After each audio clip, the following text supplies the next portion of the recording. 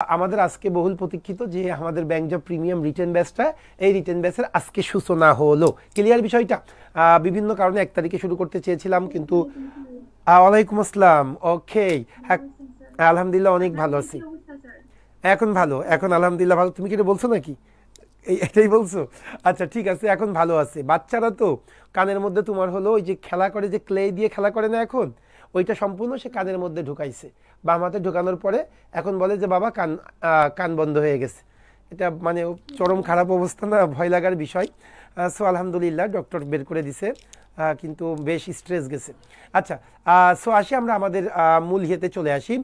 So শুরু করি আমরা। হ্যাঁ, ট্রান্সলেশনের প্রথমটা আমি প্রথমেই তোমাদেরকে বলি, রিটেন ব্যাচটা এটা আমি চেষ্টা করি, আল্লাহ রহিম রহমানের ইচ্ছা এবার আরও বেশি চেষ্টা করব, কারণ এবার একদমই ফ্রি আছি। এখন আমার নিজের কোনো পড়াশোনা নেই বা সামনে তেমন কোনো আমার চাপ নাই। সো আমার প্রেশার না থাকলে ইনশাল্লাহ আমি চেষ্টা করব এই ব্যাচটাতে আমি আমার সুপ্রিম ইফোর্টটা দিয়ে আমি একটা ভালো সার্ভিস এনশিওর করার জন্য। আরেকটা কথা বলবো তোমাদেরকে, রিটেনটার কোনো বিকল্প নেই, বিশ্বাস করো ভাই। তুমি যে কোনো বাংলাদেশের বেশিরভাগ জবের ক্ষেত্রে, বিশেষ করে ব্যাংক তো কথাই নেই, রিটেনটাই সব। কারণ তুমি যদি রিটেনে, আমরা জানো আমাদের মেরিট লিস্টটা পাবলিশ হয়, যেমন গতকাল না গত পরশু দিন আরও একটা দেখো প্যানেল থেকে নিয়োগ হলো। এই যে আমাদের যে মেরিট লিস্টটা পাবলিশ হয় ব্যাংকের, এই ব্যাংকের মেরিট লিস্টটা সম্পূর্ণ করা হয় রিটেনের 200, ভাইবার 25, মানে 225। আবার ভাইবাতেও কিন্তু খুব বেশি ব্যবধান তৈরি হয় না, সর্বোচ্চ 3-4-এর ব্যবধান আমি দেখেছি, 5-এর বেশি কখনোই ব্যবধান তৈরি হয় না। এই জন্য আমি বলবো, আপনি যদি রিটেনে 10 মার্ক অন্য স্টুডেন্ট থেকে বেশি পেতে পারেন, তাহলে কিন্তু দেখবেন আপনার ভাইবা নিয়ে কোনো টেনশনই করা লাগবে না। এই জন্য আপনাদেরকে বলবো যে রিটেন পার্টটার প্রতি একটু গুরুত্ব দিবেন আপনারা। এইবার আমরা কি করব, আমরা আপনাদের 40টা ক্লাস নিব, 40টা লেকচার শিট প্রোভাইড করব। এই 40টা ক্লাস আমি অনুরোধ করব আপনারা যত ব্যস্তই থাকেন না কেন, যেহেতু সপ্তাহে 2টা বা 3টা করে ক্লাস হবে, ওই টাইমটাতে আপনারা ক্লাসে যুক্ত থাকবেন। কারণ আমি নিজেও দেখেছি, আমি নিজেও যখন অনলাইনে ক্লাস করতাম তখন দেখতাম যে ছাত্রদের সাথে ক্লাস করলে যে মনোযোগ বা ওই সময় যতটুকু ভালো লাগা বা বুঝতে পারি, পরবর্তীতে একটু বোর ফিল করি, পরবর্তীতে দেখা যাচ্ছে ওইভাবে কনসেন্ট্রেশন রাখা যায় না। কিন্তু এখন আমি কথা বলতেছি, তুমি একটু কথা বলতেছো, একটু মজা করতেছি, একটু পজ দিচ্ছি, এই বিষয়গুলোর কারণে আমাদের কিন্তু লিসেন করাটা খুব সহজ হয়। কিন্তু 1 টানা 2 ঘন্টা এটা কিন্তু তখন প্রোডাক্টিভ বা আউটপুট অতটা ভালো আসে না। সো এই জন্য বলবো ক্লাসটা বা রিটেন বেসের ফ্রুটফুল ম্যাক্সিমাম আউটপুট পাওয়ার জন্য আপনারা ক্লাসটা করবেন। আরেকটা অনুরোধ করব, যে লেকচার শিটটা আমরা প্রোভাইড করব, রিটেন ব্যাচের প্রত্যেকটা ওয়ার্ড পড়ার চেষ্টা করি আমি। হ্যাঁ, সো লেকচার শিটের পুরাটা আপনারা শেষ করবেন। লেকচার শিট কিন্তু বেশি না, এই 4-5 পাতার লেকচার শিট। সো এইভাবে আমরা প্রতি সপ্তাহে যে 2টা করে লেকচার শিট দিব, এই 2টা lecture sheet A to Z শেষ করার চেষ্টা করবেন। ওকে, সো আসেন তাহলে, আমি আজকে আপনাদের ইংলিশের 1 নাম্বার ক্লাস শুরু হলো। আপনারা জানেন আমাদের ইংলিশেই ক্লাস বেশি, ম্যাথে খুব সম্ভবত 13টা ক্লাস, আর হলো আপনার সাধারণ জ্ঞানে 4টা ক্লাস, 13 আর 4 17 বা 18টা ক্লাস, আর বাকি 22টা ক্লাসই কিন্তু ইংলিশের ওপরে রাখা হয়েছে। কারণ আপনারা জানেন 200 মার্কের রিটেনের মধ্যে অন এভারেজ কিন্তু যদি বলি সাধারণ জ্ঞানে 30, ম্যাথের 30, এই 60 মার্ক ব্যতীত যে 140 মার্ক বাংলার ফোকাস রাইটিংটাও কিন্তু আমরা ইংলিশের মধ্যেই পড়াই, কারণ ফোকাস রাইটিং তো ফোকাস রাইটিংই। সেই জন্য 160 মার্ক যেহেতু ইংলিশে, এই জন্য আমরা 22টা ক্লাস কিন্তু ইংলিশে রেখেছি। ওকে, সো আজকে ট্রান্সলেশনের পরে টোটাল 5টা ক্লাস হবে। এই 5টা ক্লাসের মধ্যে আজকে হলো আমাদের 1 নাম্বার ক্লাস। ওকে, সো আসেন তাহলে আমরা শুরু করি। আর ফেসবুকে যারা আছেন, ওকে নমস্কার, নমস্কার স্যার, আসসালামু আলাইকুম। ওয়ালাইকুম আসসালাম। জি স্যার। সো ফেসবুকে যারা আছেন তাদেরকে বলবো, যদি সুযোগ থাকে আপনারা প্রিমিয়াম রিটেন ব্যাচে যুক্ত হবেন। আমার মনে হয় প্রত্যেকটা স্টুডেন্টের প্রিমিয়াম রিটেন ব্যাচে ক্লাস করা উচিত। ওকে, ফেসবুকে এত লাইভ উঠছে, আমাকে জানাওনি কেন? হ্যাঁ, তাহলে আমি শুরু করি। হ্যাঁ, আর কথা নেই। আচ্ছা, ট্রান্সলেশনের কথা যদি আসি, দেখেন ট্রান্সলেশনে প্রথম যে পার্টটা থাকে, ট্রান্সলেশনের প্রথম যে পার্টটা আমাদেরকে আলোচনা করা উচিত, বা ট্রান্সলেশন শেখার জন্য বা ইংলিশ লেখার জন্য 2টা বিষয় আপনাদেরকে যথাযথভাবে দক্ষ হইতে হবে। এই 2টা বিষয় কি যদি আপনাদেরকে বলি, একটা হলো টেন্স আর একটা হলো ভয়েস। বিশ্বাস করেন ভাই, যদি আপনি টেন্স আর ভয়েসটা আপনার জানা থাকে, যে কোনো ট্রান্সলেশন ইংলিশে রাইট আপ আপনি লিখতে পারবেন এবং ভালো করতে পারবেন। এই জন্যই আমি আপনাকে প্রথম আমাদের যদি বলি ইংলিশের সূচনার ক্ষেত্রে ট্রান্সলেশন বা ফ্রি হ্যান্ড রাইটিং বা ফোকাস রাইটিং, এর সূচনাটাই কিন্তু ডিপেন্ড করে কিসের ওপরে? ডিপেন্ড করে হলো টেন্স এবং ভয়েসের ওপরে। সেই জন্যই আজকে আমি আপনাদের যে পার্টটা দিয়ে ক্লাস শুরু করব, আজকে যদি এজেন্ডাটা বা টুডেজ ডিসকাশন টপিকটা যদি বলি, ডিসকাশন টপিকে কি থাকবে? Active sentence. মনে রাখবেন, অ্যাক্টিভ সেন্টেন্স মানেই কিন্তু টেন্সের ব্যবহার। অ্যাক্টিভ সেন্টেন্স মানেই কিন্তু টেন্স, আর প্যাসিভ সেন্টেন্স মানেই আমরা মনে করি ভয়েস মূলত যেটা বলা হয়। এরপরে প্যাসিভ সেন্টেন্স, এরপরে রিলেটিভ প্রোনাউন। এটা খুবই ইম্পর্টেন্ট, কারণ আমরা যখন বড় বড় সেন্টেন্স লিখি তখন কিন্তু রিলেটিভ প্রোনাউনের সহযোগিতা নিতে হয়। রিলেটিভ প্রোনাউন ব্যতীত আমরা সেন্টেন্সটাকে এনলার্জ করতে পারি না, এই জন্যই আমরা রিলেটিভ প্রোনাউনটা একটু শিখবো 1 নাম্বার ক্লাসে। ওকে, এরপরে আমরা use of that clause, that ক্লজের ব্যবহারটাও এটা আসে, যার জন্য আমি দ্যাট ক্লজটা আপনাদেরকে দেখাবো। Use of their, use of it, it এবং দিয়ারের ব্যবহারটা এটা মাঝে মাঝে সেন্টেন্সে আসে, কিন্তু আমরা কয়েকটা প্র্যাকটিস করবো। আমরা জানি প্রত্যেকেইগুলো, কিন্তু এগুলো জানি, কিন্তু জাস্ট আমি আপনাদেরকে ধরে ধরে, কারণ 1 নাম্বার ক্লাসটা এটা জাস্ট আমি ইন্ট্রোডাক্টরি একটা ক্লাস নিব এবং আপনার ফান্ডামেন্টাল যে মেটারগুলো জানা দরকার সেইগুলো ডিসক্লোজ করব। এরপরে 2 নাম্বার ক্লাস থেকে আমি আপনাদের প্যাসেজ যে ট্রান্সলেশনটা বলেন সেই ট্রান্সলেশনগুলো আমি আপনাদেরকে শেখাবো। আরেকটা ব্যাপার আছে, অ্যাকচুয়ালি যে প্যাসেজ ট্রান্সলেশন বলি, প্যাসেজ ট্রান্সলেশন মানে কি? প্যাসেজ ট্রান্সলেশন মানেই হলো 8-10টা সেন্টেন্স এক জায়গায় করে একটা প্যাসেজ। সো আপনি যখন ইন্ডিভিজুয়াল সেন্টেন্স ট্রান্সলেশন করতে পারবেন তখন কিন্তু প্যাসেজ ট্রান্সলেশন আপনার জন্য সহজই, একই কথা। আর ফাইনালি ইউজ অফ ইনফিনিটিভ, আমরা বাক্যে অনেক বেশি ইনফিনিটিভ এবং জিরান্টার ব্যবহার হয়, সো রিটেনে দেখা যাচ্ছে ইনফিনিটিভের ব্যবহারটাই বেশি, এই জন্য আমি ইনফিনিটিভটা আপনাদেরকে একটু দেখাবো। সো এই কয়টা পার্ট আজকে আমরা আলোচনা করার চেষ্টা করবো। শুরুতেই আসেন active sentence or use of tense, আমরা টেন্সের ব্যবহারটা একটু জানবো। এখন আসেন টেন্সের ব্যবহারটার কথা যদি বলি, ভাই টেন্সে আমাদেরকে 6টা টেন্স খুব ভালো করে জানা দরকার। 6টা টেন্স, কারণ টেন্স তো আমরা জানি 12 প্রকার, এই 12 প্রকারের মধ্যে 6টা টেন্স আপনাকে খুব ভালো করে জানতে হবে। যদি বলি present indefinite tense, present continuous tense, present perfect tense, past indefinite tense, past continuous tense, future indefinite tense, এই 6টা টেন্স যদি আপনি জানেন তাহলে ভাই আপনি যে কোনো মোটামুটি আপনি মোর দ্যান 99.99% সেন্টেন্সই আপনি ট্রান্সলেট করতে পারবেন। হ্যাঁ, সো এইগুলাই বেশি আসে।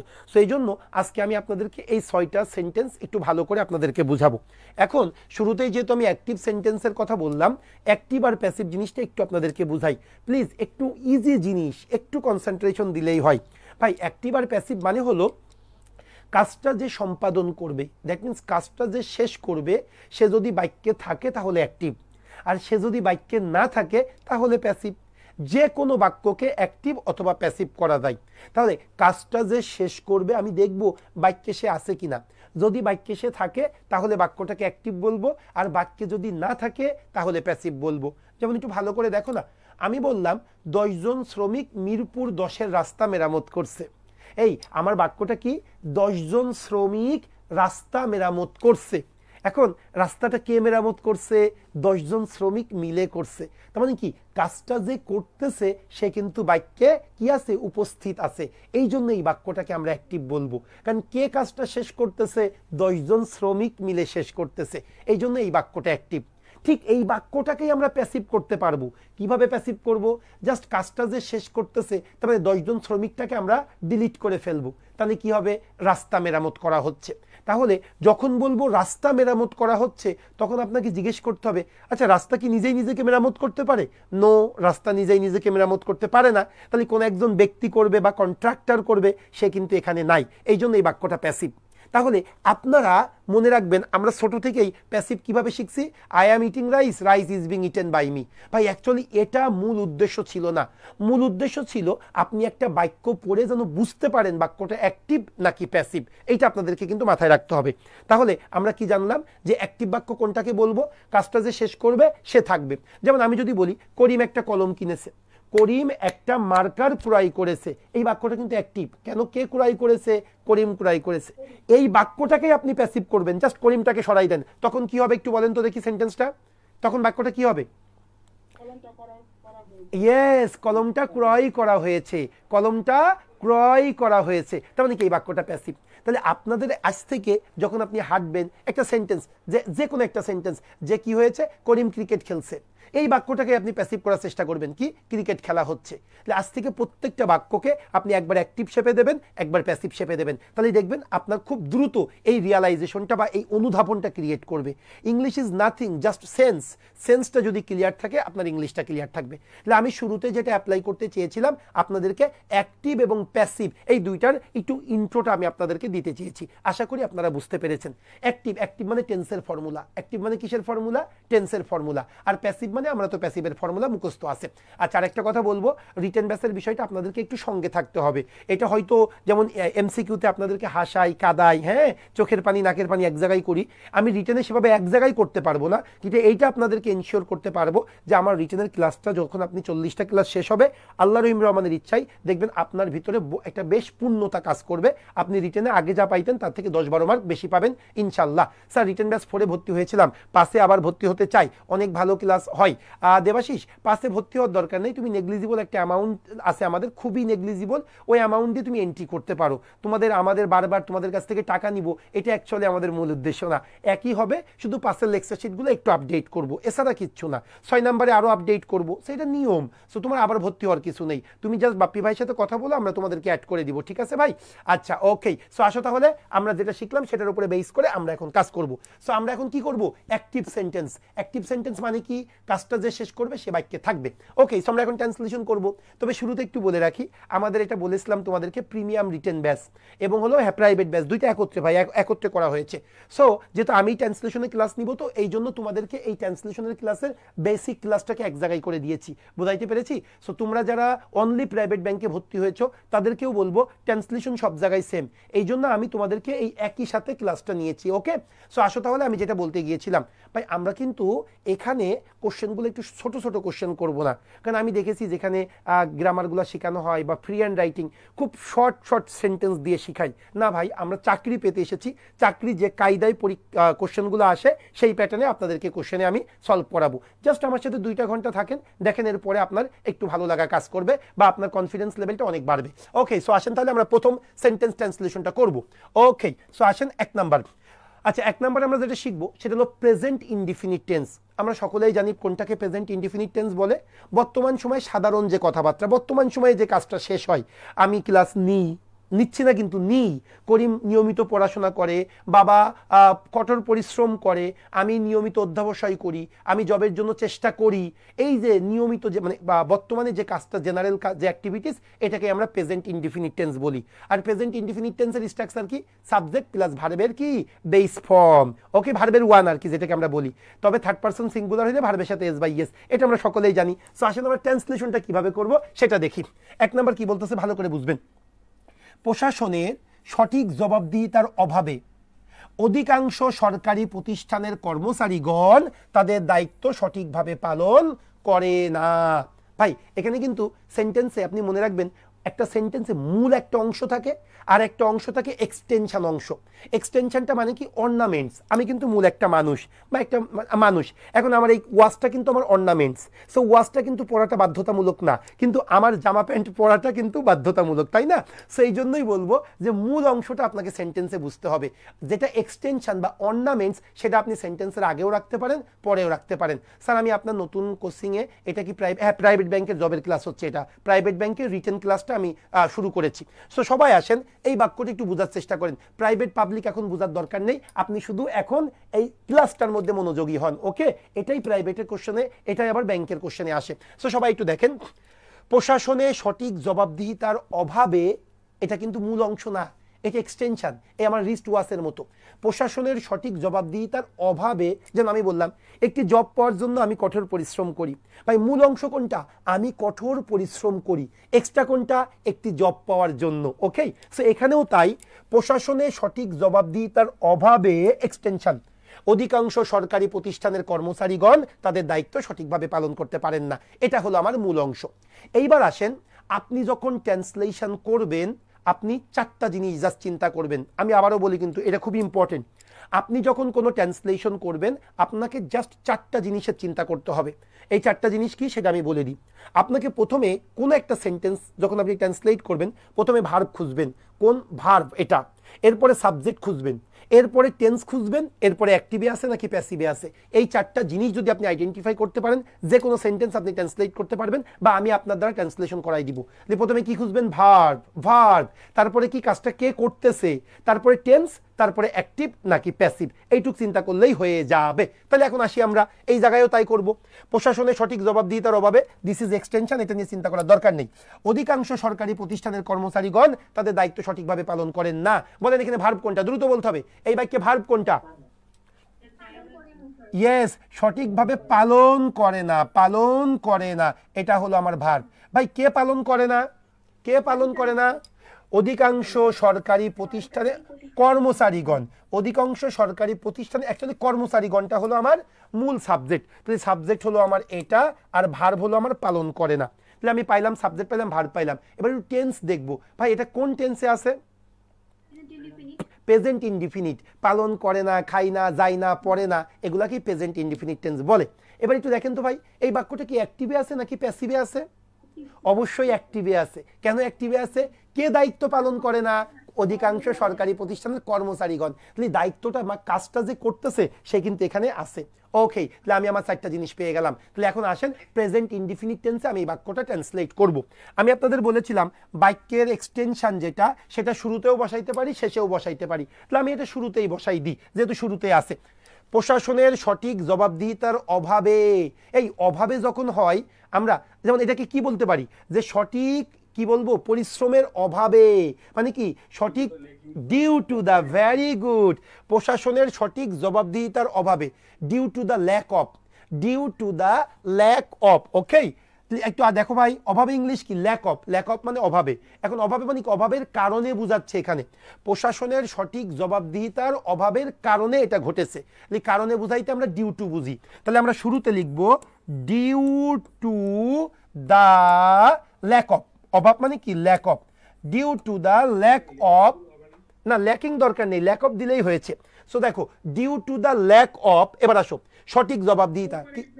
ইয়েস, সঠিক জবাবদিহিতা, প্রপার কি বললা তুমি? Due to the lack of accountability দাও, proper accountability, ACCOUNTABILITY, due to the lack of proper accountability প্রশাসন এ। মনে রাখবা ভাই, কোনো ওয়ার্ডের সাথে যদি এ উন্তুস্তা তে থাকে তাহলে ইন দিতে হয়, তার আগে ইন প্রিপোজিশনটা বসে। প্রশাসন এ। ওকে, তাহলে কি বলবো ভাই? In administration.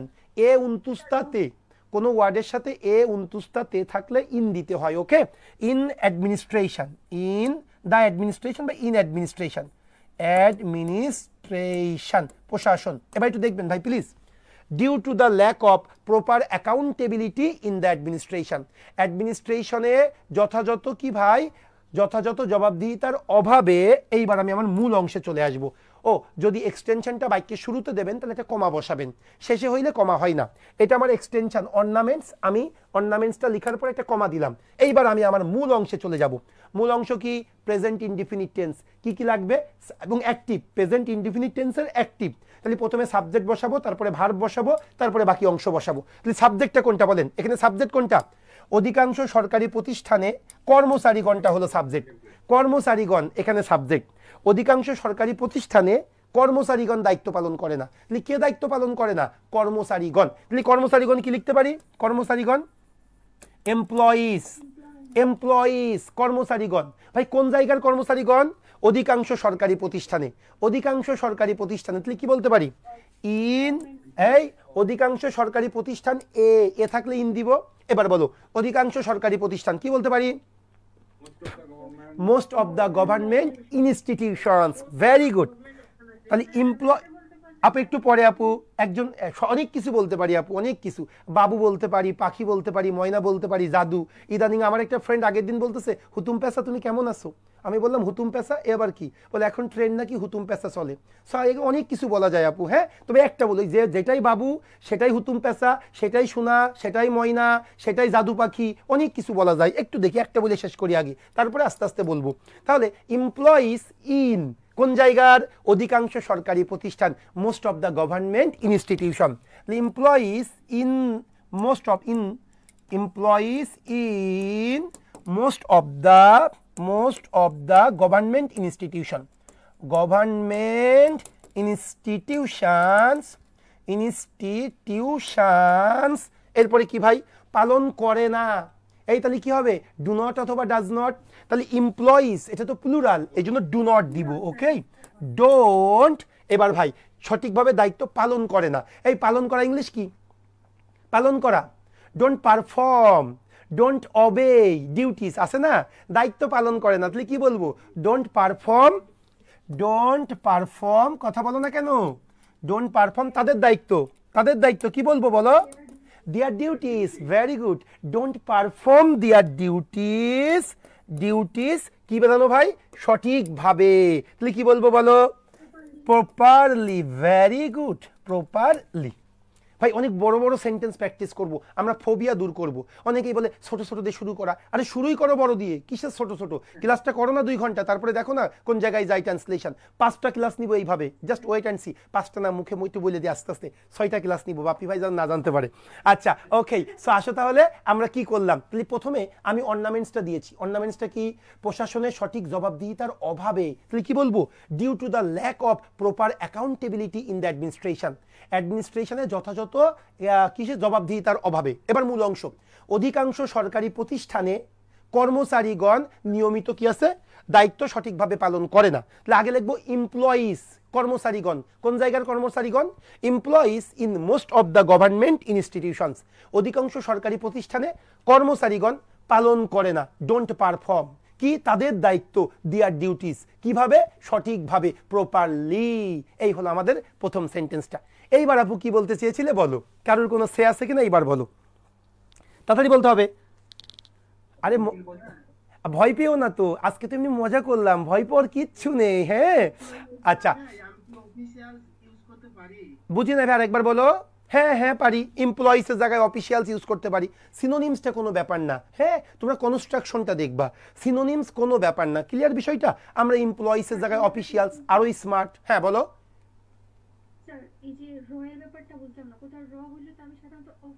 হ্যাঁ তা আমি তো র বলি নাই বোন, র থাকলে অপি বসাবা সব সময়, কিন্তু এ উনতুস্তাতে।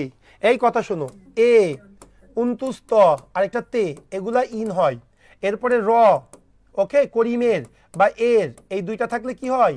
অফ হয়। থেকে থাকলে ফ্রম হয়। এগুলো অনেক জানবো, এগুলো নিয়ে কথা বলবো না, এগুলো একদম সিম্পল জিনিস। হয়ে গেল তাহলে আমাদের 1 নাম্বার কোশ্চেনটা। তার মানে প্রেজেন্ট ইনডিফিনিট টেন্সের অ্যাক্টিভ ডান। এইবার আসো আমরা পরের ইয়েতে চলে আসবো। আচ্ছা পরেরটা করব আমরা প্রেজেন্ট কন্টিনিউয়াস টেন্সের অ্যাক্টিভ। প্রেজেন্ট কন্টিনিউয়াস টেন্সের অ্যাক্টিভ আমি বলেছিলাম, অ্যাক্টিভ মানেই কিন্তু প্রথমে বলেছিলাম কাজটা যে করবে সে থাকবে। এবার হচ্ছে প্রেজেন্ট কন্টিনিউয়াস টেন্স। আমরা সকলেই জানি কন্টিনিউয়াস মানে কি? চলমান। তাহলে যখনই প্রেজেন্ট কন্টিনিউয়াস হবে তার মানে বর্তমানে চলমান। তাহলে আমি যদি বলি যে কাজটা বা যে সেন্টেন্সটা পড়ে মনে হবে কাজটা বর্তমানে চলমান আছে, সেই সেন্টেন্সটাকে আমরা প্রেজেন্ট কন্টিনিউয়াস টেন্স বলবো। যেমন আমি ক্লাস নিচ্ছি, এটা কি চলমান না? তাহলে প্রেজেন্ট কন্টিনিউয়াস। তোমরা ক্লাস করতেছো, এটাও কিন্তু চলমান, তাহলে প্রেজেন্ট কন্টিনিউয়াস। টার্নিং পয়েন্ট অনবরত ব্যাংকারদের সার্ভিস দিয়ে যাচ্ছে, ব্যাংক জব প্রত্যাশীদের সার্ভিস দিয়ে যাচ্ছে, তাহলে কি টার্নিং পয়েন্ট এখনো দিয়ে যাচ্ছে, তাহলে কাজটা কি আছে? চলমান। তাহলে যখন কোনো সেন্টেন্স পড়ে তোমার মনে হবে যে চলমান আছে বর্তমানে, তাহলে সেটা প্রেজেন্ট কন্টিনিউয়াস। এইবার মনে রাখবা, এই চলমান কাজে যখন মনে করবা যে কাজটা করতেছে সে আছে, তাহলে অ্যাক্টিভের প্রেজেন্ট কন্টিনিউয়াস। আর যদি মনে করতেছো কাজটা যে চালাচ্ছে, যার যে কাজটা চলমান সে যদি না থাকে, যে কাজটা চালাচ্ছে সে যদি না থাকে, তাহলে সেটা প্যাসিভ। সো আমি প্যাসিভটা প্যাসিভে বলবো। এখন আমি যেহেতু অ্যাক্টিভে আছি আমি অ্যাক্টিভ নিয়ে কথা বলি। এখন আমরা জানি প্রেজেন্ট কন্টিনিউয়াস টেন্স, আমরা সংজ্ঞাটা জানলাম। ভাই ভালো করে মনে রাখবে দুইটা জিনিস, একটা সংজ্ঞা আর একটা হলো স্ট্রাকচার। এই দুইটা জানলেই হয়েছে। চিনিবার উপায় টুপাই এগুলো ছোটবেলায় পড়ছি। কোনো কাজের সাথে কোনো ক্রিয়ার সাথে তেসি তেসো তেসেন থাকলে প্রেজেন্ট কন্টিনিউয়াস টেন্স, এইগুলো দরকার নেই। জিনিসটা সংজ্ঞা আর হলো স্ট্রাকচার। সংজ্ঞা কি? যখনই কোনো কাজ চলমান থাকবে কন্টিনিউয়াস, বর্তমানে যদি কোনো কাজ চলে বুঝায় সেটাকে আমরা প্রেজেন্ট কন্টিনিউয়াস বলবো। এই বাবা টিভি দেখতেছে, আম্মা রান্না করতেছে, করিম খেলতেছে, বাংলাদেশ টিম ভালো করতেছে, সব হলো প্রেজেন্ট কন্টিনিউয়াস। ওকে, স্ট্রাকচারটা কি আমরা সকলেই জানি। তারপরে জাস্ট যেহেতু ক্লাস লিখতে হয় তাই লিখি, যেহেতু কিছু টাকা পেয়েছি বেশ ভালো, সেই জন্য লিখতেছি সাবজেক্ট প্লাস এম অথবা ইজ অথবা আর প্লাস ভার্বের সাথে আইএনজি প্লাস এক্সটেনশন মানে এক্সট্রা বসাই দিব। তাহলে প্রেজেন্ট কন্টিনিউয়াসের প্রথমে ডেফিনেশন বলছি, যদি কোনো কাজ বর্তমানে চলছে বা চলমান বুঝায় তাহলে প্রেজেন্ট কন্টিনিউয়াস। আর ওই কাজটা যদি আপনি ট্রান্সলেশন করতে চান, স্ট্রাকচার কি লিখবেন? Subject am is are plus ভার্বের সাথে আইএনজি। আর কোনো কথা নেই, এখন আসেন আমরা ট্রান্সলেশন করব। দেখেন কি বলতেছে 2 নাম্বারটা, ভালো করে বুঝবেন। দেশের উন্নয়নের প্রতিটি ক্ষেত্রে নারীরা তাদের যোগ্যতা ও দক্ষতার স্বাক্ষর রাখছে। দেশের উন্নয়নের প্রতিটি ক্ষেত্রে নারীরা তাদের যোগ্যতা ও দক্ষতার স্বাক্ষর রাখছে। এই রাখছে মানে কি? এখনো রাখছে না, কথা বলতে হবে যে নারীরা দেশের উন্নয়নে অবদান রাখছে। রাখছে মানে কি?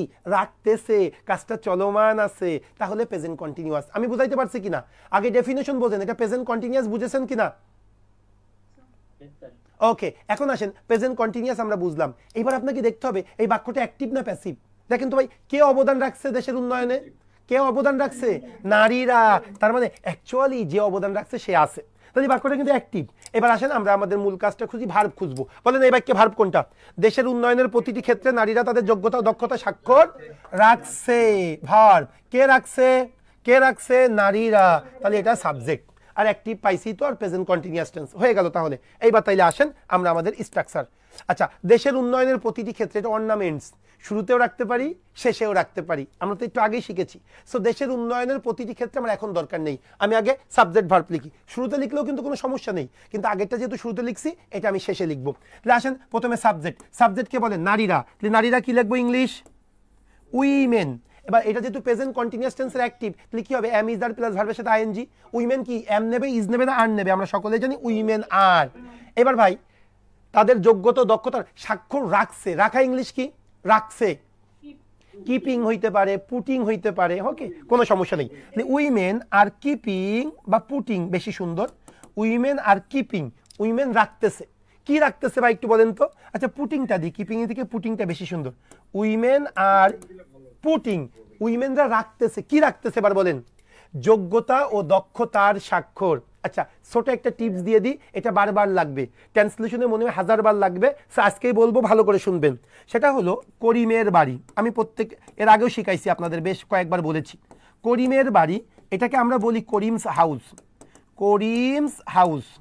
কেন করিমস হাউস বলি বলেন না? অ্যাপোস্ট্রফি এসটা কেন দিই? র থাকার কারণে। এই র থাকলে আমরা অ্যাপোস্ট্রফি এসটা দিই। তবে এই সেম র থাকলে আমরা আরো একটা প্যাটার্নে লিখি, সেই প্যাটার্নটা কি বলেন? The noun of noun. এই প্যাটার্নটা মনে রাখবেন। কখন এই প্যাটার্নটা ফলো করব?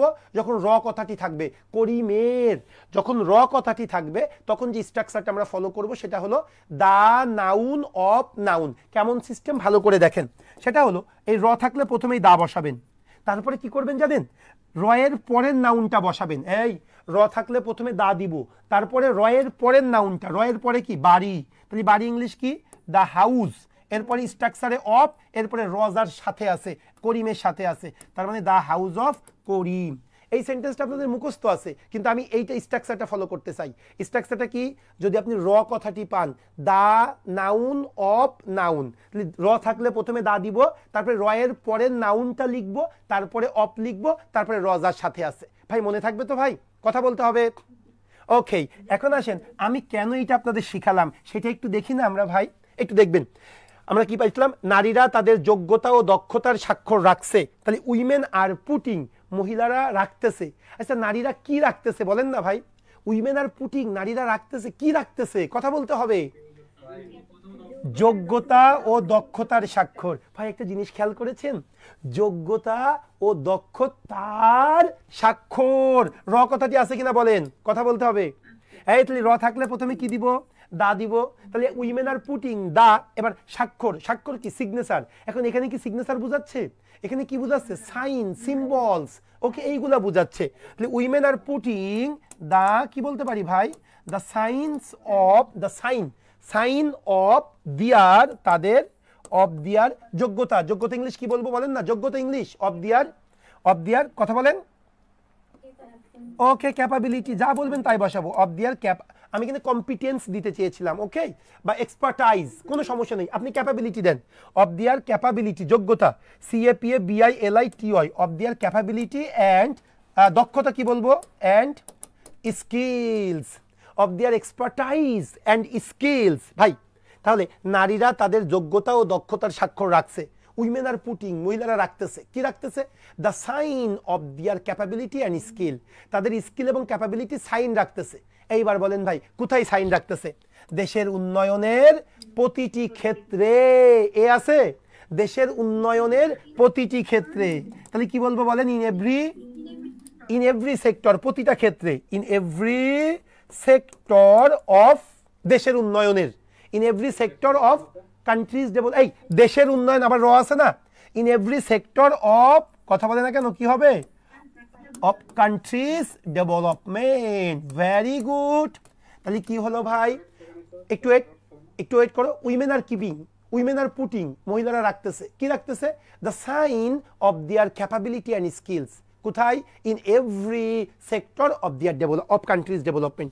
দেশের উন্নয়নের প্রতিটা ক্ষেত্রে মহিলারা কি করতেছে? তারা তাদের যোগ্যতা ও দক্ষতার স্বাক্ষর রাখতেছে। হ্যাঁ, এইবার বলো তুমি কি বলতে চাচ্ছ? ইন এভরি সেক্টর, এভরির পরে তো আমরা সেক্টরই দিই, সেক্টরস দরকার আছে। In every sectors, every students, হ্যাঁ হবে হবে, ইন এভরি সেক্টরস দাও, every students of this class, every, না না, every student of the class. আচ্ছা স্যার, ফর্ম পূরণ করেছি, ভর্তি হয়েছি, জুমে ক্লাস লিঙ্ক কিভাবে পাবো? ও মা, মিসবা, জুমে তোমাদের যে গ্রুপ করা হয়েছে, গ্রুপেতে দেওয়া হয়ে গেছে। ওকে, আচ্ছা একটু যদি বলি ভাই, আমি আবারও বলতেছি আপু, এক্সপার্টাইজ দিতে পারি, তারপরে হলো আর যা যা আছে, প্রফিসিয়েন্সি দিতে পারি। ওকে, ক্যাপাবিলিটি সিনোনিম। আচ্ছা, ও কি বললো? দেশের উন্নয়ন নাই তাদের যোগ্যতা। হ্যাঁ বোন, কি বলতে চাস আরেকবার বলো।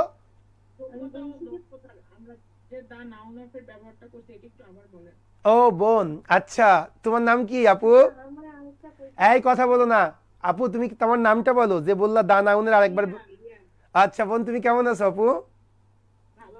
আচ্ছা ওকে। আচ্ছা শোনো, আমি আগে একটু বিজ্ঞাপন দিয়ে নিই, যেহেতু ফেসবুকে 95 100 উঠে গেছে। আচ্ছা শোনো, আমি তোমাদেরকে বলি ভাই, premium written batch this is totally different. এবং এই রিটেন ব্যাচে আল্লাহর মানে আল্লাহর আমার যদি সুস্থতা রাখে, আমি যদি সুস্থ থাকি, আমি অবসম্ভাবীভাবে একটা ভালো সার্ভিস দেওয়ার চেষ্টা করব। সো আপনারা যারা ব্যাংকের রেগুলার কোর্স করা আছে বা মনে হয়েছে ব্যাংকের প্রিলিতে টেকেন, তাদেরকে বলবো আপনারা নির্দ্বিধায় ভাই রিটেন কোর্সটা করতে পারেন। হ্যাঁ, বিজ্ঞাপন হয়ে গেল, এবার বলো তোমাদের কোশ্চেন। আচ্ছা, দা নাউন অফ নাউন এই ব্যবহারটা আরেকবার বলবো, আরেকবার বলি কিভাবে শোনো। আমরা ছোটবেলায় শিখছিলাম করিমের বাড়ি, করিমস হাউস। ছোটবেলায় বাবা মা আমাদের কান ডলতে ডলতে বলেছিল, এই র কথাটি থাকলে কোনো ভাইকে অ্যাপোস্ট্রফি এস দিতে হয়, যেমন বয়েজ স্কুল, যদিও এখানে একটু কথা আছে, অ্যাপোস্ট্রফি এস আছে না, সো র থাকলে অ্যাপোস্ট্রফি এস দিতে হয়। এটা ছোটবেলায় শিখেছিলাম, কিন্তু এখন তো একটু বড় হয়েছি, এই জন্য শুধুমাত্র করিমস হাউস, করিমস হাউস বারবার এই প্যাটার্নে লেখা ঠিক না। এটার আরও একটা প্যাটার্ন আছে। প্যাটার্নটা কি? The noun of noun. তার মানে তুমি যদি কোথাও অ্যাপোস্ট্রফি এস পাও, তুমি শুরুতেই দা লিখবা, তারপরে অ্যাপোস্ট্রফি এস এর পরে যে শব্দটা আছে সেই শব্দটা বসাবা, তারপরে অফ বসাবা, তারপরে মানে রজার সাথে আছে সেই ওয়ার্ডটা বসাবা। তাহলে প্রথমে আমি র কথাটি পাইলেই শুরুতে দা লিখবো, তারপরে র এর পরের ওয়ার্ডটা লিখবো, তারপরে স্ট্রাকচার অনুযায়ী অফ বসাবো, তারপরে রটা যার সাথে আছে সেই ওয়ার্ডটা বসাবো। আশা করি তুমি বুঝতে পেরেছো। আরেকটা মেয়ের কি কোশ্চেন ছিল, তাড়াতাড়ি বলতে হবে। স্যার আপনি কথা বলার সময় বাকিরা কথা বললে আপনার কথা শুনতে সমস্যা হয়, আমারও তাই হয়। ওকে বলো, আর কি একটা কি কোশ্চেন? ওকে, আচ্ছা কোনো সমস্যা নেই, আমার কথাটা শোনো।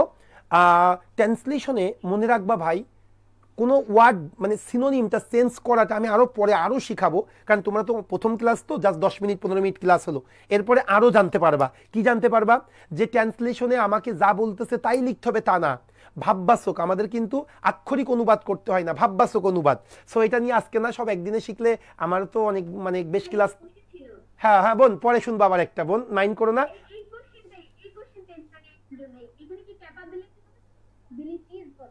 আচ্ছা, কোনটা? ও ক্যাপাবিলিটিস, নাইস নাইস।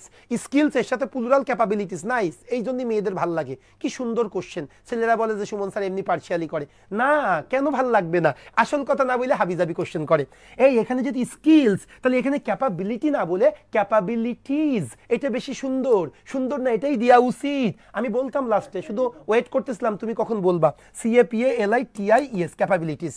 আর কোনো কথা নেই, এইবার আসো 3 নাম্বার কোশ্চেন সলভ করবো। ক্লিয়ার আপু? আমি কিন্তু বলতাম, শুধু তোমার জন্য ওয়েট করছিলাম। হ্যাঁ ওকে, এইবার আসো 3 নাম্বার কোশ্চেনটা কি বলতেছে সেটা আমরা দেখবো। সমুদ্র না সমগ্র? আচ্ছা সমগ্র হবে এটা। ওকে মাই ডিয়ার, এখন আমরা সবাই দেখবো 3 নাম্বার কোশ্চেনটা কি বলতেছে। সমগ্র বিশ্বে, ভাই ভালো করে বুঝবা, এত বড় সেন্টেন্স আমার দেওয়ার দরকার ছিল না আমার ফিউচার প্রেজেন্ট পারফেক্ট টেন্স শেখানোর জন্য। আচ্ছা, প্রেজেন্ট পারফেক্ট একটু ইম্পর্টেন্ট, এটা নিয়ে একটু কথা বলবো। অনেকের সমস্যা, কেন সমস্যা আল্লাহ জানে। প্রেজেন্ট পারফেক্ট, ভাই রে একটু ভালো করে শোনো, প্রেজেন্ট পারফেক্ট কাকে বলে জীবনে ভুলবা না। চরম একটা জিনিস শেখাচ্ছি। প্রেজেন্ট পারফেক্টটা কি ভাই? কোনো কাজ শেষ হয়ে গেছে, এটা যদি ইংলিশে ট্রান্সলেট করি তাহলে আমরা 2টা টেন্সের সহযোগিতা নিই। ভালো করে বুঝবা, কোনো কাজ শেষ, এই শেষ করা কাজটা ইংলিশে লেখার জন্য বা বলার জন্য আমরা 2টা টেন্সের সহযোগিতা নিই। একটা হলো প্রেজেন্ট পারফেক্ট, একটা হলো পাস্ট ইনডিফিনিট। ভালো করে বুঝবা ভাই, কাজটা শেষ কিন্তু আমার বলার ধরনটা বর্তমান, প্রেজেন্ট পারফেক্ট। কাজটা শেষ কিন্তু আমার বলার ধরনটা অতীত, পাস্ট ইনডিফিনিট। একই কাজ শেষ বলার ধরন বর্তমান প্রেজেন্ট পারফেক্ট, কাজ শেষ বলার ধরন অতীত পাস্ট ইনডিফিনিট। আমরা ছোটবেলায় শিখেছিলাম কোনো কাজ শেষ হয়ে গেছে কিন্তু তার ফল বিদ্যমান আছে, এটা হইলে প্রেজেন্ট পারফেক্ট টেন্স হবে। ভাই এটা কিন্তু অনেক কঠিন একটা জিনিস। কেমন? ধরো বললাম রহিমার 5 বছর আগে একটা সন্তান হয়েছে, এই বলো এটা কোন টেন্স, প্রেজেন্ট পারফেক্ট না পাস্ট ইনডিফিনিট? Past indefinite. কিন্তু ভাই সন্তান তো সামনে দৌড়ঝাঁপ করতেছে, ফল তো বিদ্যমান না, ফল তো লাফালাফি করতেছে, তাহলে এটা প্রেজেন্ট পারফেক্ট হওয়া উচিত না? ওকে, সো এইভাবে শিখবো না আমরা প্রেজেন্ট পারফেক্টটা কিভাবে শিখবো শোনো। কাজটা শেষ কিন্তু বলার ধরনটা যদি বর্তমান হয় তাহলে প্রেজেন্ট পারফেক্ট, কাজটা শেষ কিন্তু বলার ধরনটা যদি অতীত হয় তাহলে পাস্ট ইনডিফিনিট। কেমন শোনো না, আমি তোমাদের এসে বললাম এই আমি না একটা মার্কার কিনেছি, আমি একটা মার্কার কিনেছি, এই এর মানে কি কাজটা বলা শেষ না, এই কাজটা করা শেষ না? আমি মার্কার কিনেই তো তোমাদেরকে বলতেছি, তার মানে কি কাজটা শেষ হয়ে গেছে কিন্তু আমার বলার ধরনটা কিন্তু অতীত না। আমি কি বলেছি, আমি একটা মার্কার কিনেছি, কাজ শেষ কিন্তু বলার ধরনটা বর্তমান, এটা হলো প্রেজেন্ট পারফেক্ট। ঠিক এই বাক্যটাই যদি আমি এভাবে বলতাম, আমি একটা মার্কার কিনেছিলাম, কাজ শেষ কিন্তু বলার ধরনটা কি, কথা বলো, অতীত, তাহলে কি হবে, পাস্ট ইনডিফিনিট। যেমন আমি বললাম আমি এসএসসিতে জিপিএ 3.74 পেয়েছি, আমি এসএসসিতে জিপিএ 3.74 পেয়েছি, এই বাস্তবে 3.74 না কিন্তু, হ্যাঁ অনেক বেশি। আচ্ছা, সো যেটা বলতে গিয়েছিলাম, সো আমি এসএসসিতে জিপিএ 3.74 পেয়েছি, এটা কিন্তু প্রেজেন্ট পারফেক্ট, যদিও 10 বছর আগে 20 বছর আগে পাইছি, তাতে কি আমার বলার ধরন বর্তমান। কিন্তু আমি যদি বলতাম আমি এসএসসিতে জিপিএ 3.74 পেয়েছিলাম, তখন কিন্তু পাস্ট ইনডিফিনিট। কাজ শেষ বলার ধরনটা বর্তমান, বাংলাদেশ অনেক অগ্রগতি করেছে, এই মানে কি অগ্রগতি হয়ে গেছে কিন্তু বলার ধরনটা বর্তমান, প্রেজেন্ট পারফেক্ট। ভাই আর বলবা না তো, এই প্রেজেন্ট পারফেক্ট অনেক সমস্যা, অনেক সমস্যা। আচ্ছা এখন বলো আমি একটি সরকারি ব্যাংকে চাকরি পেয়েছি, কোন টেন্স? Present perfect. এই আমি একটা সরকারি ব্যাংকে চাকরি পেয়েছি, আমার চাকরি পাওয়া হয়ে গেছে না, কিন্তু তোমাদের সামনে বলার ধরনটা কি, বর্তমান, এই জন্য প্রেজেন্ট পারফেক্ট। কিন্তু আমি যদি বলতাম আমি একটা সরকারি ব্যাংকে চাকরি পেয়েছিলাম, তখন কি হতো ভাই, পাস্ট ইনডিফিনিট। তাহলে আজ থেকে মনে থাকে জানো, কাজ শেষ ফল বিদ্যমান, এত ফল নিয়ে টানাহাসরা করো না। সবাই শোনো, আমরা কি করব তাইলে, কাজ শেষ বলার ধরন বর্তমান, প্রেজেন্ট পারফেক্ট, কাজ শেষ বলার ধরন অতীত, পাস্ট ইনডিফিনিট। ক্লিয়ার বিষয়টা? Made by Suman. এখন আসো আমরা শিখবো তাহলে। ও প্রেজেন্ট পারফেক্টের স্ট্রাকচার সবারই জানা, সেটা কি, প্রথমে সাবজেক্ট হবে, তারপরে কি হবে, কথা বলো না কেন, হ্যাভ অথবা হ্যাজ, তারপরে কি ভার্বের 3, আমরা সকলেই জানি সাবজেক্ট প্লাস হ্যাভ অথবা হ্যাজ প্লাস ভার্বের 3। ওকে মাই ডিয়ার, তাই যদি হয়ে থাকে এখন আসো আমরা সেন্টেন্সটা পড়বো, কঠিন একটা সেন্টেন্স আমরা আলোচনা করব, ভালো করে বুঝবে। তোমার টার্গেট কিন্তু মূল সেন্টেন্স বের করা, ওই অর্নামেন্টস নিয়ে টানহাসরা করবা না। ওকে আসো মূল সেন্টেন্স খোঁজার চেষ্টা করব। সমগ্র বিশ্বে অনলাইন ভিত্তিক সামাজিক যোগাযোগ ও ব্যবসা সম্প্রসারণের ফলে, এটা কি আমার মূল সেন্টেন্স?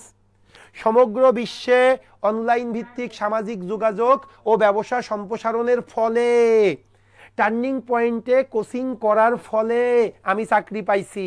তাহলে ভাই আমি চাকরি পাইছি মূল, টার্নিং পয়েন্টে ব্যাংক জব কোর্স করার ফলে, এগুলো অর্নামেন্টস, এগুলো এক্সটেনশন, মনে থাকে জানো?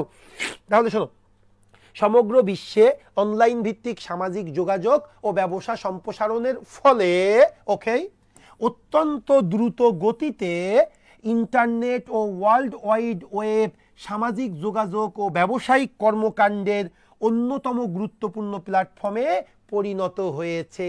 খুব ছোট একটা সেন্টেন্স, দেখি তো আর একবার পড়ি তো কেমন সেন্টেন্সটা। সমগ্র বিশ্বে অনলাইন ভিত্তিক সামাজিক যোগাযোগ ও ব্যবসা সম্প্রসারণের ফলে, ওকে, অত্যন্ত দ্রুত গতিতে ইন্টারনেট ও ওয়ার্ল্ড ওয়াইড ওয়েব সামাজিক যোগাযোগ ও ব্যবসায়িক কর্মকাণ্ডের অন্যতম গুরুত্বপূর্ণ প্ল্যাটফর্মে পরিণত হয়েছে। আমাকে বলো ভার্ব কোনটা, দ্রুত বলতে হবে ভার্ব কোনটা। ভেরি গুড, পরিণত হয়েছে, পরিণত হয়েছে, এটা আমার ভার্ব, পরিণত হয়েছে। আচ্ছা ভার্ব, এখন বলো কোন জিনিসটা পরিণত হয়েছে, কোন জিনিসটা পরিণত হয়েছে, জাস্ট পড়ো। অত্যন্ত দ্রুত গতিতে ইন্টারনেট ও ওয়ার্ল্ড ওয়াইড ওয়েব সামাজিক যোগাযোগ ও ব্যবসায়িক কর্মকাণ্ডের অত্যন্ত গুরুত্বপূর্ণ প্ল্যাটফর্মে পরিণত হয়েছে। বলো কোন জিনিসটা পরিণত হয়েছে? এই যদি বলি যোগাযোগ ও ব্যবসায়িক কর্মকাণ্ড পরিণত হয়েছে নাকি ইন্টারনেট ও ওয়ার্ল্ড ওয়াইড ওয়েব পরিণত হয়েছে? ইন্টারনেট ও ওয়ার্ল্ড ওয়াইড ওয়েব। ভাই কেউ যদি ইন্টারনেট ও ওয়ার্ল্ড ওয়াইড ওয়েব এটা যদি কারোর মনে না আসতো, তোমার কিন্তু এই সেন্টেন্সটা আরো 2 বার পড়া উচিত। এবং তোমার অনুতাপ করা উচিত অন্যরা পারলো আমি কেন পারলাম না। দিস ইজ ভেরি সিম্পল, কারণ বাংলা কথা বলতেছি, বাংলা যদি না বুঝি এটা কখনোই কিন্তু মার্সি করা যায় না। তাহলে আসো মূল অংশ কোনটা? ইন্টারনেট ও ওয়ার্ল্ড ওয়াইড ওয়েব পরিণত হয়েছে। কিসে পরিণত হয়েছে? সামাজিক যোগাযোগ ও ব্যবসায়িক কর্মকাণ্ডের অন্যতম গুরুত্বপূর্ণ প্ল্যাটফর্মে পরিণত হয়েছে। তাহলে পরিণত হয়েছে কোনটা? ইন্টারনেট ও ওয়ার্ল্ড ওয়াইড ওয়েব। কিসে পরিণত হয়েছে? সামাজিক যোগাযোগের গুরুত্বপূর্ণ প্ল্যাটফর্মে পরিণত হয়েছে। তাহলে আগে সাবজেক্ট এবং ভার্ব বুঝবো। এখন একটু আসি ভাই, মূল অংশ পেয়ে গিয়েছি। মূল অংশ কোনটা? ইন্টারনেট, এটা আমার সাবজেক্ট। ইন্টারনেট ও ওয়ার্ল্ড ওয়াইড ওয়েব পরিণত হয়েছে। এই আমি তোমাকে বললাম যে ইন্টারনেট গুরুত্বপূর্ণ প্ল্যাটফর্মে পরিণত হয়েছে। এই আমি যখন বলবো পরিণত হয়েছে, তার মানে কি ডান না জিনিসটা? কথা বলতে হবে, কাজটা শেষ কিনা? অবশ্যই পরিণত হয়েছে মানে কাজটা শেষ। যখন কাজ শেষ মনে করতে হবে দুইটা tense, present perfect, past indefinite. এখন বলো পরিণত হয়েছে আমার বলার ধরন কি বর্তমান না অতীত? কথা বলতে হবে। বর্তমান। আমি অতীত হতো কখন? পরিণত হয়েছিল বললে। যেহেতু বললাম পরিণত হয়েছে, তার মানে কি জিনিসটা বর্তমান। ওকে, তার মানে এটা প্রেজেন্ট পারফেক্ট। কাজ শেষ, বলার ধরনটা বর্তমান, প্রেজেন্ট পারফেক্ট। প্রেজেন্ট পারফেক্টের স্ট্রাকচার কি? প্রথমত সাবজেক্ট লিখবো আমরা। আসেন তাহলে প্রথমত আমরা সাবজেক্ট লিখি। সাবজেক্ট কোনটা? ইন্টারনেট ও ওয়ার্ল্ড ওয়াইড ওয়েব। তাহলে কি লিখি আমরা? INTERNET, ইন্টারনেট অ্যান্ড, এই সবুজ কালিতে লিখলে বুঝতে পারতেছো তো নাকি কালার চেঞ্জ করব? আচ্ছা, ইন্টারনেট অ্যান্ড ওয়ার্ল্ড ওয়াইড, আরেকটা কি? Web. Internet and world wide web subject লিখলাম। এরপরে হ্যাভ অথবা হ্যাজ। তাহলে কি হবে ভাই? Internet and world wide web has. কেন? দুইটা জিনিস না, হ্যাভ। তবে তোমরা অনেকবার চিন্তা করতে পারো যে এটা যেহেতু একই কম্পোনেন্ট, হ্যাঁ সেই হিসেবে চিন্তা করা হয়, কিন্তু আমি মানে internet and world wide web হ্যাভই দিলাম, হ্যাজ দিলে সম্ভবত ঠিক হইতে পারে। আচ্ছা এখন আসো, internet and world wide web have পরিণত হয়েছে। কিসে পরিণত হয়েছে? তাড়াতাড়ি বলতে হবে। এই হ্যাভ কি? এরপরে ভার্বের 3 নাম্বার ফর্ম না, তো পরিণত হয় ইংলিশ কি? পরিণত হয়েছে। বলো কি বলতে চাচ্ছ? turned into. Okay, internet and world wide web have turned into a important platform, তাই তো? Okay, internet and world wide web have become টা দিলে হয় না? have become পরিণত হওয়া, বিকামটাই যে বেশি সুন্দর। ইয়েস উর্মিলা, থ্যাংক ইউ, তোমার জন্য মনে পড়ছে বোন। Internet and world wide web have become পরিণত হয়েছে। এখন অত্যন্ত দ্রুত গতিতে, তাহলে এটা দিয়ে দিই না ভাই? অত্যন্ত দ্রুত গতিতে পরিণত হয়েছে। Have rapidly become, have rapidly become, have rapidly become মানে have become, আপনি র্যাপিডলি নিয়ে চিন্তা করেন না। Internet and world wide web have become, internet এবং ওয়ার্ল্ড ওয়াইড ওয়েব পরিণত হয়েছে। কিসে পরিণত হয়েছে বলেন এবার? কিসে পরিণত হয়েছে? অত্যন্ত গুরুত্বপূর্ণ প্ল্যাটফর্মে পরিণত হয়েছে। তাহলে হ্যাভ বিকাম কি বলেন? হ্যাভ বিকাম তাড়াতাড়ি বলে না কেন? ওয়ান অফ দ্য মোস্ট, কি হবে? One of the most important platforms.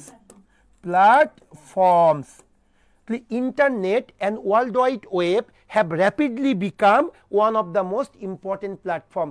গুরুত্বপূর্ণ প্ল্যাটফর্মে পরিণত হয়েছে। কিসের জন্য? কিসের জন্য? সামাজিক যোগাযোগ ও ব্যবসায়িক কর্মকাণ্ডে। তাহলে have become one of the most important platforms কিসের জন্য? ফর সামাজিক যোগাযোগ ও ব্যবসায়িক কর্মকাণ্ড। তাহলে কি বলতে পারি বলো? ফর সামাজিক যোগাযোগ কি বলবো বলো না? ফর সোশ্যাল নেটওয়ার্কিং দিতে পারি বা সোশ্যাল কমিউনিকেশন দিতে পারি। ওকে, ফর সোশ্যাল নেটওয়ার্কিং অ্যান্ড ব্যবসা কি বলতে পারি? ফর সোশ্যাল নেটওয়ার্কিং অ্যান্ড, কথা বলে না কেন? And business. ওকে আন্না। তাহলে আমরা মূল অংশটুকু কিন্তু ট্রান্সলেশন করে ফেললাম। মূল অংশ কোনটা? অত্যন্ত দ্রুত গতিতে ইন্টারনেট ও ওয়ার্ল্ড ওয়াইড ওয়েব সামাজিক যোগাযোগ ও ব্যবসায়ের একটি গুরুত্বপূর্ণ প্ল্যাটফর্মে পরিণত হয়েছে। তাহলে internet and world wide web have become পরিণত হয়েছে। কিসে পরিণত হয়েছে? গুরুত্বপূর্ণ প্ল্যাটফর্মে। One of the most important platforms. ওই যে সাবজেক্ট ভার্ব এগ্রিমেন্টে শিখাইছিলাম ওয়ান অফ থাকলে নাউন প্লুরাল। তাহলে one of the most important platforms কিসের জন্য?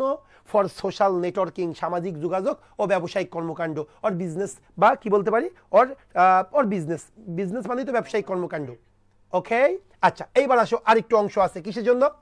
সমগ্র বিশ্বে অনলাইন ভিত্তিক সামাজিক যোগাযোগ ও ব্যবসা সম্প্রসারণের ফলে। এই বিজনেস পারপাস, কোনো সমস্যা নেই বোনিক, এদিকে খেয়াল করো এখন। এবার কি বলতেছে, সমগ্র বিশ্বে অনলাইন ভিত্তিক সামাজিক যোগাযোগ ও ব্যবসা সম্প্রসারণের ফলে, এই কি বলতে পারি আমরা, কঠোর পরিশ্রমের ফলে, ফর দিয়ে শুরু করতে পারি না আমরা? তাহলে আসেন একটু আসি, সমগ্র বিশ্বে অনলাইন ভিত্তিক সামাজিক যোগাযোগ ও ব্যবসা সম্প্রসারণের ফলে বা কারণে, ওকে ডিউ টু দিয়ে শুরু করি, ডিউ টু দিয়ে শুরু করি আমরা, ওকে দেও তাহলে ফর অথবা ডিউ টু, ঠিক আছে, ডিউ টু দা কারণে, ডিউ টু দা অথবা ফর যে কোনো একটা, ডিউ টু দা ব্যবসা সম্প্রসারণের ফলে, এই সম্প্রসারণ ইংলিশ কি দিতে পারি, সম্প্রসারণ, due to the expansion, due to the expansion of, expansion of, due to the expansion of online ভিত্তিক সামাজিক যোগাযোগ ও ব্যবসা, due to the expansion of online ভিত্তিক কি বলতে পারি, of online based, very good, online based social network, social communication, আগে নেটওয়ার্ক দিছে এখন কমিউনিকেশন দি, হ্যাঁ, online based social communication, social communication and আরেকটা কি আছে, অ্যান্ড কি, অ্যান্ড ব্যবসা, অ্যান্ড বিজনেস বা trade, social communication and trade. আরও একটা জিনিস আছে সমগ্র বিশ্বে, তাহলে কি বলতে পারি ভাই, সমগ্র বিশ্বে, around the, around WRLD, around the world, শেষ।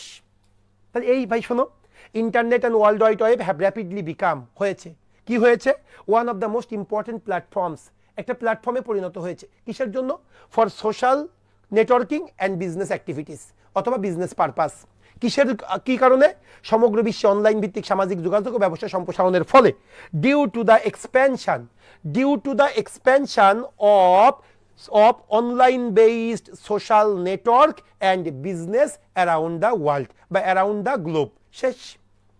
তাহলে ভাই এত বড় একটা সেন্টেন্স আমরা শুরুর দিনই করব, এবং এইটাই হলো অ্যাকচুয়ালি ট্রান্সলেশন, কারণ এইভাবে মিনিমাম আমি তোমাকে 300 মানে মিনিমাম 200 সেন্টেন্স করাবো অ্যাট লিস্ট, বা তারও অনেক বেশি হবে, মিনিমাম প্রায় 300-র ঊর্ধ্বে আমি সেন্টেন্স করাবো।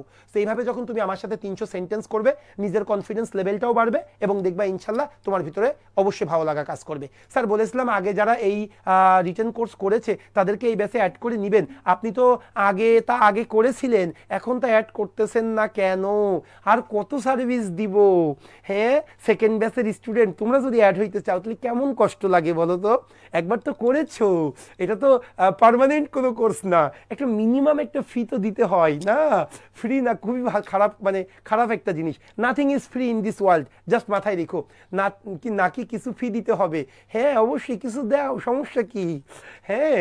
আচ্ছা, কসম খুদার বলতেছি 1 টাকা লাভ নেইনি 3 বছরে, 2.5 বছরে কসম খুদার 1 টাকা এই টার্নিং পয়েন্ট থেকে লাভ নেইনি এখনো পর্যন্ত, এবং 3 বছর এখনো হয়নি, ইচ্ছা আছে, আমাদের নিয়তি ছিল এটা 3 বছর আমরা কোনো লাভ করব না, 3 বছর আমরা একদম ব্রেক ইভেনে থাকবো, এখনো বোন ব্রেক ইভেনেই আসি বা একটু কম আসি, এর কারণটা কি, আমরা কোর্স ফিটা একদম কম নি, তাই রেগুলার কোর্স ফি তোমরা একটু চিন্তা করো, 72টা লেকচার শিট, 72টা ক্লাস, 40টা তোমার ইয়ের ক্লাস, তোমার কি জানো না, মাস্টার বেসের ক্লাস, মাত্র 2500 টাকা 2600 টাকাতে ভর্তি হও, এরপরে আরও কতগুলো সুযোগ সুবিধা আছেই, ওকে, সে একটু কোর্স ফি তোমাদেরকে মিনিমাম একটা ফি দিতে হবে, সেটা বাপ্পি ভাইয়ের সাথে যোগাযোগ করে নেবে। হ্যাঁ বোন তাড়াতাড়ি বলবা। স্যার এই কোর্স মানে এই লাইনগুলো যেহেতু বড়, আমরা সাবজেক্টটা দেওয়ার পর ভার্বটা দেওয়ার পর পরে যে মানে ওয়ার্ডগুলো থাকে, এটার সিকোয়েন্সটা কিভাবে মেইনটেইন? আপু এই কোনো সিকোয়েন্স নেই, মাথায় তোমার মনে যেটা যাবে সেটা, কারণ অনেক জায়গায় দেখছি, শোনো না, সাবওপি, ডিএমপি এসব একদম হাবি যাবি, এগুলো টুঙ্কা, বাজারের ওই জোকের তেল বিক্রি করার মতো জিনিস, কসম খুদার, তোমার সাথে তো আর অ্যাটলিস্ট মিথ্যা কথা বলবো না, তুমি তো এটা জানো। সো এই সাবওপি, এনএম, এই হাবি যাবি বিভিন্ন রুলস আছে, আমিও পড়াই, এবং আমিও তোমাকে একটা দেখাবো, সেটা অন্য পারপাসে দেখাবো, ট্রান্সলেশন করার জন্য তুমি যদি এই চিন্তা করো, অনেক জায়গায় দেখছি সাবওপি মানে সাবজেক্ট, তারপরে ভার্ব, তারপরে অবজেক্ট, তারপরে ডিএমপি, এইসব হাবি যাবি একদম শিখবা না, তোমার মনে যেটা চাই সেটা বসাবে, এবং এটা ইনহিয়ারেন্ট আসবে তোমার মধ্যে, আমি সুমন কথা দিচ্ছি, ইনহিয়ারেন্ট তোমার মধ্যে এটা পজেস করবে, জাস্ট ক্লাসটা করো, আজকে না 5টা ক্লাস হোক, আজকেই করো, তারপরে দেখো ইনহিয়ারেন্ট পজেস করে কিনা। এখন আর কথা নেই, আসো পরের 3টা সেন্টেন্স। এই তাহলে আমি কি শিখলাম, অ্যাক্টিভের মধ্যে প্রেজেন্ট ইনডিফিনিট করলাম, প্রেজেন্ট কন্টিনিউয়াস করলাম, প্রেজেন্ট পারফেক্ট করলাম, এবার আর কি করব, পাস্ট ইনডিফিনিট, পাস্ট কন্টিনিউয়াস, আর হলো ফিউচার ইনডিফিনিট, এই 6টা টেন্সই কাফি। এখন খুবই সহজ, পাস্ট ইনডিফিনিটের সংজ্ঞাটা আমি দিয়ে দিয়েছি, কি, অতীতকালে কোনো কাজ শেষ হবে, অতীতকালে জেনারেলি কোনো কাজ শেষ হবে বোঝাইতে পাস্ট ইনডিফিনিট। এই শোনো না, আমি 2006 সালে কি করেছিলাম, এসএসসি পরীক্ষা দিয়েছিলাম, অতীতকালে। এই আমি না গতকালকে এই মার্কারটি কিনেছিলাম অতীতকালে। তাহলে অতীতকালে যখন কোনো কাজ শেষ হবে সেটা পাস্ট ইনডিফিনিট। স্ট্রাকচার কি? Subject plus V2, subject plus V2। ওকে, এখন আসেন তাহলে 4 নাম্বার কোশ্চেন কি বলতেছে। এরকম প্রত্যেকটা সেন্টেন্স বড় বড় দিয়ে শিখবো। আরে বাচ্চা কাচ্চাদের মতো আমি যাই, সে যাই, হি গোস, আই গো, হাবি যাবি। ওকে আসো, 4 নাম্বার কি বলতেছে সবাই শোনো। আবার মূল কাজ কি? মূল কাজ হলো আমাকে ভার্ব খোঁজা এবং মূল অংশ আগে খোঁজা, মূল অংশ সেন্টেন্সের। শোনো, বাংলাদেশ ব্যাংক বন্যায় ক্ষতিগ্রস্ত কৃষকদের ঋণ পরিশোধের তারিখ পুনর্নির্ধারণ করতে বাণিজ্যিক ব্যাংকগুলোকে নির্দেশনা দিয়েছিল। বাংলাদেশ ব্যাংক বন্যায় ক্ষতিগ্রস্ত কৃষকদের ঋণ পরিশোধের তারিখ পুনর্নির্ধারণ করতে নির্দেশনা দিয়েছিল বাণিজ্যিক ব্যাংকগুলোকে। এখন বলো ভার্ব কোনটা? নির্দেশনা দিয়েছিল। That's great my dear. কে নির্দেশনা দিয়েছিল? কথা বলো, কে? বাংলাদেশ ব্যাংক। এটা হলো আমার সাবজেক্ট। তোমার কোশ্চেনের উত্তরটা দিব, যে বললো যে কোনটার পরে কি বসাবো তার উত্তর এখন পেয়ে যাবা। আচ্ছা, আমি সাবজেক্ট পাইলাম, ভার্ব পাইলাম। বাংলাদেশ ব্যাংক নির্দেশনা দিয়েছিল। ভাই রে, নির্দেশনা কি আজকে দিয়েছিল না অতীতে দিয়েছিল? কথা বলো। অতীতে, তাহলে past indefinite tense, past indefinite tense. আচ্ছা, নির্দেশনাটা কে দিয়েছিল? কথা বলো না, কে দিয়েছিল? বাংলাদেশ ব্যাংক। তাহলে যে দিয়েছিল সে আছে, তার মানে বাক্যটা অ্যাক্টিভ। ওকে, আচ্ছা, পুরাতন তাদের ফি নিয়ে কথা বলা। ওকে, আমার কিন্তু চা খাওয়ানি, এত মাথা ব্যথা করতেছে। ওকে, সো আমি যেটা বলতে গিয়েছিলাম, তাহলে বাক্যটা হলো আমার পাস্ট ইনডিফিনিট টেন্সের অ্যাক্টিভ, পাস্ট ইনডিফিনিট টেন্সের অ্যাক্টিভ। তাহলে আমরা সেইভাবে করব। বাংলাদেশ ব্যাংক নির্দেশনা দিয়েছিল, ভালো করে বুঝবা কোনটার পরে কোনটা তোমার মনই বলে দেবে এই তুই এটা কর, একদমই প্যারা নিও না, আগে এইটুক লেখো। বাংলাদেশ ব্যাংক নির্দেশনা দিয়েছিল, past indefinite tense, subject plus V2। আসো তাইলে আগে আসো, বাংলাদেশ ব্যাংক নির্দেশনা দিয়েছিল, সাবজেক্ট বাংলাদেশ ব্যাংক, আমি লিখলাম বাংলাদেশ ব্যাংক, বাংলাদেশ ব্যাংক আমি লিখলাম। এবার বলো ভাই, নির্দেশনা দেওয়া ইংলিশ কি? নির্দেশনা দেওয়া ইনস্ট্রাক্ট। নাইস, ইনস্ট্রাক্ট, অর্ডার, যে কোনো একটা দাও। ইনস্ট্রাক্ট, অতীত হইলে কি হবে? ইনস্ট্রাক্টেড। তাহলে Bangladesh Bank instructed, instructed, Bangladesh Bank instructed, Bangladesh bank নির্দেশনা দিয়েছিল। বোন, যে কোশ্চেন করছিল কোনটার পরে কোনটা বসাবো এবার একটু দেখো না। বাংলাদেশ ব্যাংক নির্দেশনা দিয়েছিল, এখানে কি কি আছে? এখানে আছে বন্যায় ক্ষতিগ্রস্ত কৃষকদের, আরেকটা আছে ঋণ পরিশোধের তারিখ পুনর্নির্ধারণ করতে, আরেকটা আছে বাণিজ্যিক ব্যাংকগুলোকে। এখন তোমার মনে যে কোশ্চেনটা করেছিলে, এখন তুমি বলো তো এরপরে কোনটা তোমার ভালো লাগতেছে? বাংলাদেশ ব্যাংক নির্দেশনা দিয়েছিল, এবার বলো না বোন কোনটা ভালো লাগতেছে? বাংলাদেশ ব্যাংক নির্দেশনা দিয়েছিল বন্যায় ক্ষতিগ্রস্ত কৃষকদের, বাংলাদেশ ব্যাংক নির্দেশনা দিয়েছিল ঋণ পরিশোধের তারিখ পুনর্নির্ধারণ করতে, বাংলাদেশ ব্যাংক নির্দেশনা দিয়েছিল বাণিজ্যিক ব্যাংকগুলোকে। কি হবে বলো? ইয়েস, দুইটা আসে, দেখো না। এরপরে না দুইটা জিনিস ছাড়া জীবনেও মন সাই দেবে না। বাংলাদেশ ব্যাংক নির্দেশনা দিয়েছিল, এক হলো ঋণ পরিশোধের তারিখ পুনর্নির্ধারণ করতে, আর একটা হলো বাংলাদেশ ব্যাংক নির্দেশনা দিয়েছিল বাণিজ্যিক ব্যাংকগুলোকে। এই দুইটার যে কোনো একটা আসবে। কিন্তু তোমার মনে কি কোনোদিন চাবে বোন বাংলাদেশ ব্যাংক নির্দেশনা দিয়েছিল বন্যায় ক্ষতিগ্রস্ত কৃষকদের? এটা কি কোনোদিন বলবে? তার মানে তোমার মন হয় এটা বলবে, না হয় এটা বলবে। বিশ্বাস করো, তোমার মন যেটা বলতেছে যে কোনো একটা দিক লিখলে আনসারটা সঠিক। যে কোনো একটা লিখলে, বাংলাদেশ ব্যাংক নির্দেশনা দিয়েছিল ঋণ পরিশোধের তারিখ পুনর্নির্ধারণ করতে যেমন সঠিক, বাংলাদেশ ব্যাংক নির্দেশনা দিয়েছিল বাণিজ্যিক ব্যাংকগুলোকে তেমনও সঠিক। সো আমাদের মন কখনো কি খারাপ কিছু বলবে না, বুঝাইতে পেরেছি? সেই জন্য আমার মন যেটা বলবে অবশ্যই মনে করবা ভালো কিছু বলতেছে। ওকে, আমার মন কোনোদিন বলে না বারাক ওবামার মেয়ের জামাই হইতে, আমার মন বলে কি? আচ্ছা যাই হোক, সো আসেন, সো মন যেটা বলবে সঠিক কথা বলবে। এখন আসেন, বাংলাদেশ ব্যাংক ইনস্ট্রাক্টেড, বাংলাদেশ ব্যাংক নির্দেশনা দিয়েছিল কাদেরকে? বাণিজ্যিক ব্যাংকগুলোকে, অথবা ঋণ পুনর্নির্ধারণ করতে, যে কোনো একটা। ওকে, তাহলে বাংলাদেশ ব্যাংক ইনস্ট্রাক্টেড বাই বাণিজ্যিক ব্যাংকগুলোকে কি বলবো বলেন? বাণিজ্যিক ব্যাংকগুলোকে কমার্শিয়াল ব্যাংকস। তাহলে Bangladesh Bank instructed the commercial banks, the commercial banks, Bangladesh Bank commercial ব্যাংকগুলোকে নির্দেশনা দিয়েছিল। এইবার বলো, আর দুইটা আছে, তাহলে এটাও বাদ। এখন কি আছে? বন্যায় ক্ষতিগ্রস্ত কৃষকদের না ঋণ পরিশোধের তারিখ পুনর্নির্ধারণ করতে? কোনটা ভালো শোনাই? বাংলাদেশ ব্যাংক বাণিজ্যিক ব্যাংকগুলোকে নির্দেশনা দিয়েছিল বন্যায় ক্ষতিগ্রস্ত কৃষকদের নাকি ঋণ পরিশোধের তারিখ পুনর্নির্ধারণ করতে? কথা বলো। এই ওই মেয়ে কথা বলে না কেন? ঋণ পরিশোধের তারিখ পুনর্নির্ধারণ করতে। এখন একটু শোনো না বিষয়টা। যখন কোনো ভার্বের সাথে তে থাকে, খাইতে, যাইতে, পড়তে, ঘুমাইতে, ভার্বের সাথে যখন তে থাকবে তখন 2 প্লাস ভার্বের 1 হয়, যেটাকে আমরা ইনফিনিটিভ বলি। টার্নিং পয়েন্টে ভর্তি হইতে, এই যে হইতে, যাইতে, খাইতে, পড়তে, এই তাহলে কি বললাম? 2 প্লাস ভার্বের 1। তাহলে এখন আসেন আমরা লিখবো ঋণ পরিশোধের তারিখ পুনর্নির্ধারণ করতে। এই তাহলে পুনর্নির্ধারণ করার সাথে তে আসে না, তাহলে কি হবে? 2 পুনর্নির্ধারণ করা। এই পুনর্নির্ধারণ করা ইংলিশ কি? রিশিডিউল। রিশিডিউল, তাহলে পুনর্নির্ধারণ করতে কি বলবো বলো না ভাই? কি বলবো? To reschedule. তাহলে Bangladesh Bank instructed the commercial bank to reschedule. আর ই, এই ভুলে গেছি, তাড়াতাড়ি তোমরা বলো। RESCHEDUL, two reschedule. রিশিডিউল করতে বলেছে। কি রিশিডিউল করতে বলেছে? ঋণ পরিশোধের তারিখ। মাই ডিয়ার, একটু দেখো না কত মজার জিনিস। ঋণ পরিশোধের কথাটি পেয়েছো? ঋণ পরিশোধের তারিখ। তাহলে কি বলবো? দা হবে, এরপরে এর পরে কি আছে? তারিখ। দ্য ডেট, দ্য ডেট, এরপরে অফ, এরপরে ঋণ পরিশোধ, লোন রিপেইমেন্ট। তাহলে Bangladesh Bank instructed the commercial bank to reschedule the date of loan repayment. LOAN, loan repayment. কাদের জন্য? বন্যায় ক্ষতিগ্রস্ত কৃষকদের জন্য। For the. এখন ভাই জন্য কথাটি কি আছে? কিন্তু আমি যেহেতু বাঙালি, আমার মনে না কিছু জিনিস উদয় হয় যে বন্যায় ক্ষতিগ্রস্ত কৃষকদের জন্য লোন পরিশোধের তারিখ পুনর্নির্ধারণ করতে বলেছিল। তাহলে বন্যায় ক্ষতিগ্রস্ত কৃষকদের জন্য, ফর দা বন্যায় ক্ষতিগ্রস্ত কৃষক। কি বলবো ভাই? Flood affected, flood affected farmers, বন্যায় ক্ষতিগ্রস্ত কৃষক। Flood affected farmers. Okay, for the flood affected farmers. Okay, আমি বুঝাইতে পারছি কি পারি নাই? কথা বলেন। তাহলে বোন, কোনটার পরে কোনটা? তোমার মন যেটা বলবে সেটা। নট ডিএমপি হাবি যাবি, ওটা বললে জীবনেও ট্রান্সলেশন করা যায় না। তুমি যদি ট্রান্সলেশনের সময় চিন্তা করো কোনটা প্রপার নাউন, কোনটা কমন নাউন, কোনটা হাবি যাবি, ভাই এটা জীবনে তোমার ট্রান্সলেশন শেষ হবে না। মনে রাখবা 2 ঘন্টায় আমাকে কি কি করতে হবে? একটা বাংলা রচনা, একটা ইংলিশ রচনা, একটা আর্গুমেন্ট রাইটিং, 5টা ম্যাথ, 15টা কি নাম জেনারেল নলেজ, এরপরে একটা বাংলা থেকে ইংলিশ, একটা ইংলিশ থেকে বাংলা, এত বড় বড় প্যাসেজ, একটা কম্প্রিহেনশন। ওই কম্প্রিহেনশনটা পড়ে আমাকে 5টা কোশ্চেনের আনসার করতে হবে। আর কিছু কি বাদ রাখলাম? এই সব আনসার করতে হবে 2 ঘন্টায়। সো এই জন্য তোমাকে কি করতে হবে? দ্রুত আনসার করা শিখতে হবে। কিভাবে ট্রান্সলেশন দ্রুত করবা ইনশাল্লাহ একদম 5টা ক্লাসে নখে দর্পণে তোমাদেরকে বুঝাই দিব আল্লাহ রহমানের ইচ্ছায়। এখন যেহেতু আরো ফ্রি, সো টেনশন কইরো না।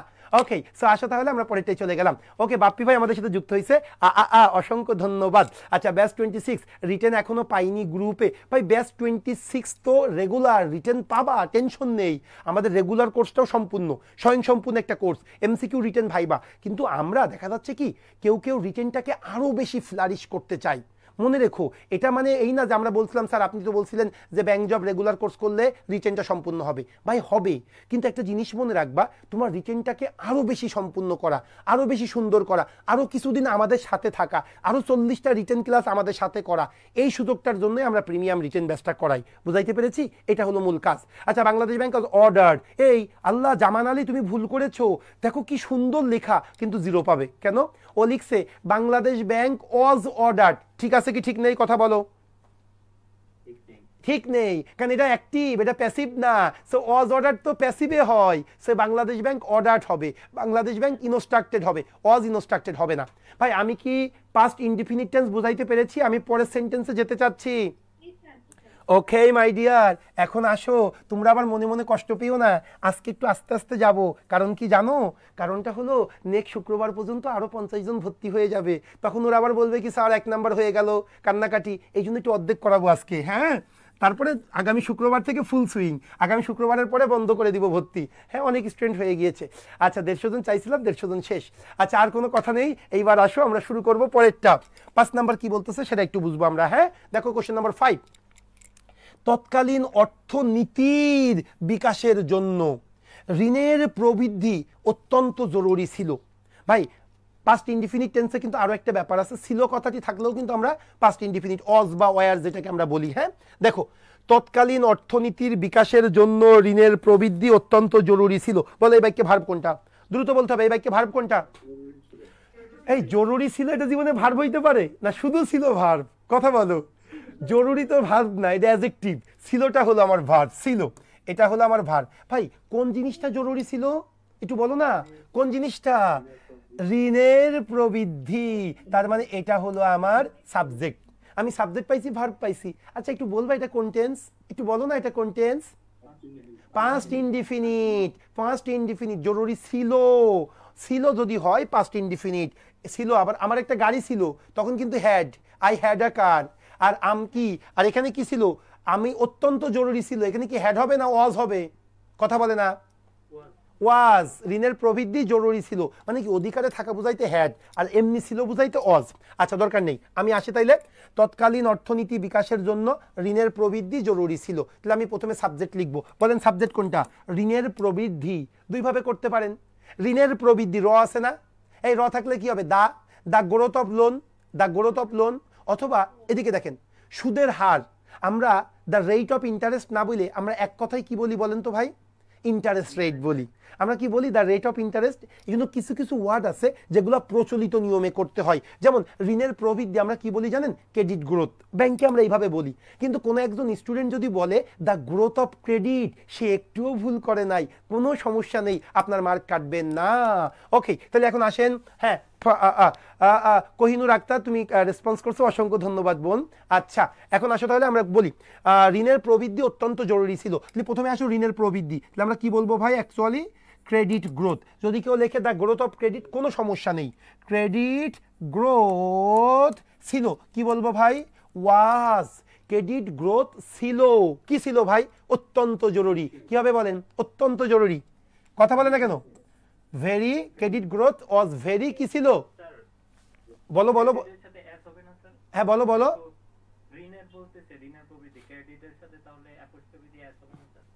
এই এতক্ষণ ধরে কি বুঝাইলাম, ঋণের প্রবৃদ্ধি বলতেছে, এটাকে আমরা যেমন সুদের হার আমরা বলি না লোনস, এই ইন্টারেস্ট রেট, সিম্পলি বলি ইন্টারেস্ট রেট, এটা সচরাচর কথা। হ্যাঁ ভাই, অথবা তুমি ওভাবে লিখতে পারো দ্য গ্রোথ অফ ক্রেডিট, কোনো সমস্যা নেই।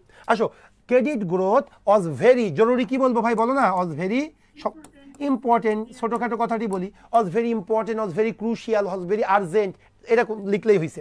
Credit growth was very important, ঋণের প্রবৃদ্ধি অত্যন্ত জরুরি ছিল।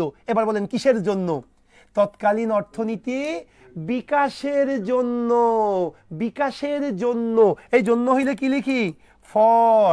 এবার বলেন তৎকালীন অর্থনীতির বিকাশ, তৎকালীন অর্থনীতির বিকাশ। এবার আসি ভাই, অর্থনীতির র আছে না, এবার বলেন না র আছে কিনা, তৎকালীন অর্থনীতির বিকাশ, তাহলে কি বলবো, ফর দা, ফর দা বিকাশ কি লিখতে হয়, ডেভেলপমেন্ট লেখেন, কোনো সমস্যা নেই, for the development, for the development, DEVELOPMENT, for the development of the economy, of the economy, economy, ও তৎকালীন অর্থনীতি, for the development of the economy at that time, দিয়ে দিই এট দ্যাট টাইম, সেই সময়ের অর্থনীতির প্রবৃদ্ধির জন্য, ব্যাস।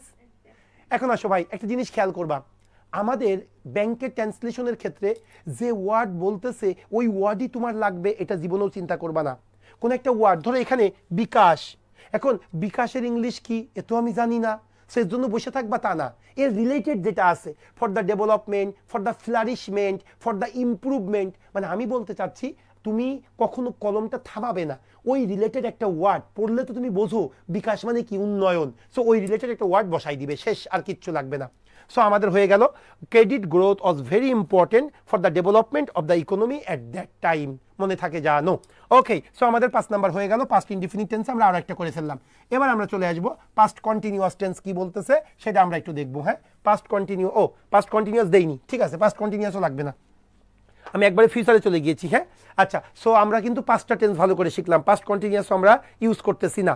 সো আমরা প্রেজেন্ট ইনডিফিনিট শিখেছি, প্রেজেন্ট কন্টিনিউয়াস শিখেছি, প্রেজেন্ট পারফেক্ট শিখেছি, পাস্ট ইনডিফিনিট টেন্স শিখছি। এখন আমরা ফিউচার ইনডিফিনিট শিখবো, খুব ইজি। ফিউচার ইনডিফিনিট মানে কি, ভবিষ্যতে কোনো কাজ শেষ হবে।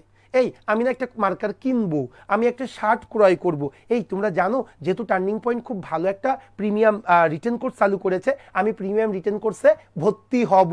এই কোন টেন্স, কথা বলে না, প্রিমিয়াম রিটার্ন কোর্সে ভর্তি হব, কোন টেন্স, ওরে পাগল আমি তো টেন্স শিখাচ্ছি, তোমরা মনে করতেছো আমি বিজ্ঞাপন দিচ্ছি, মোটেও না, আমি তোমাদের টেন্স শিখাচ্ছি। হ্যাঁ, তোমরা আবার ভেবো না যে বিজ্ঞাপন দিচ্ছি।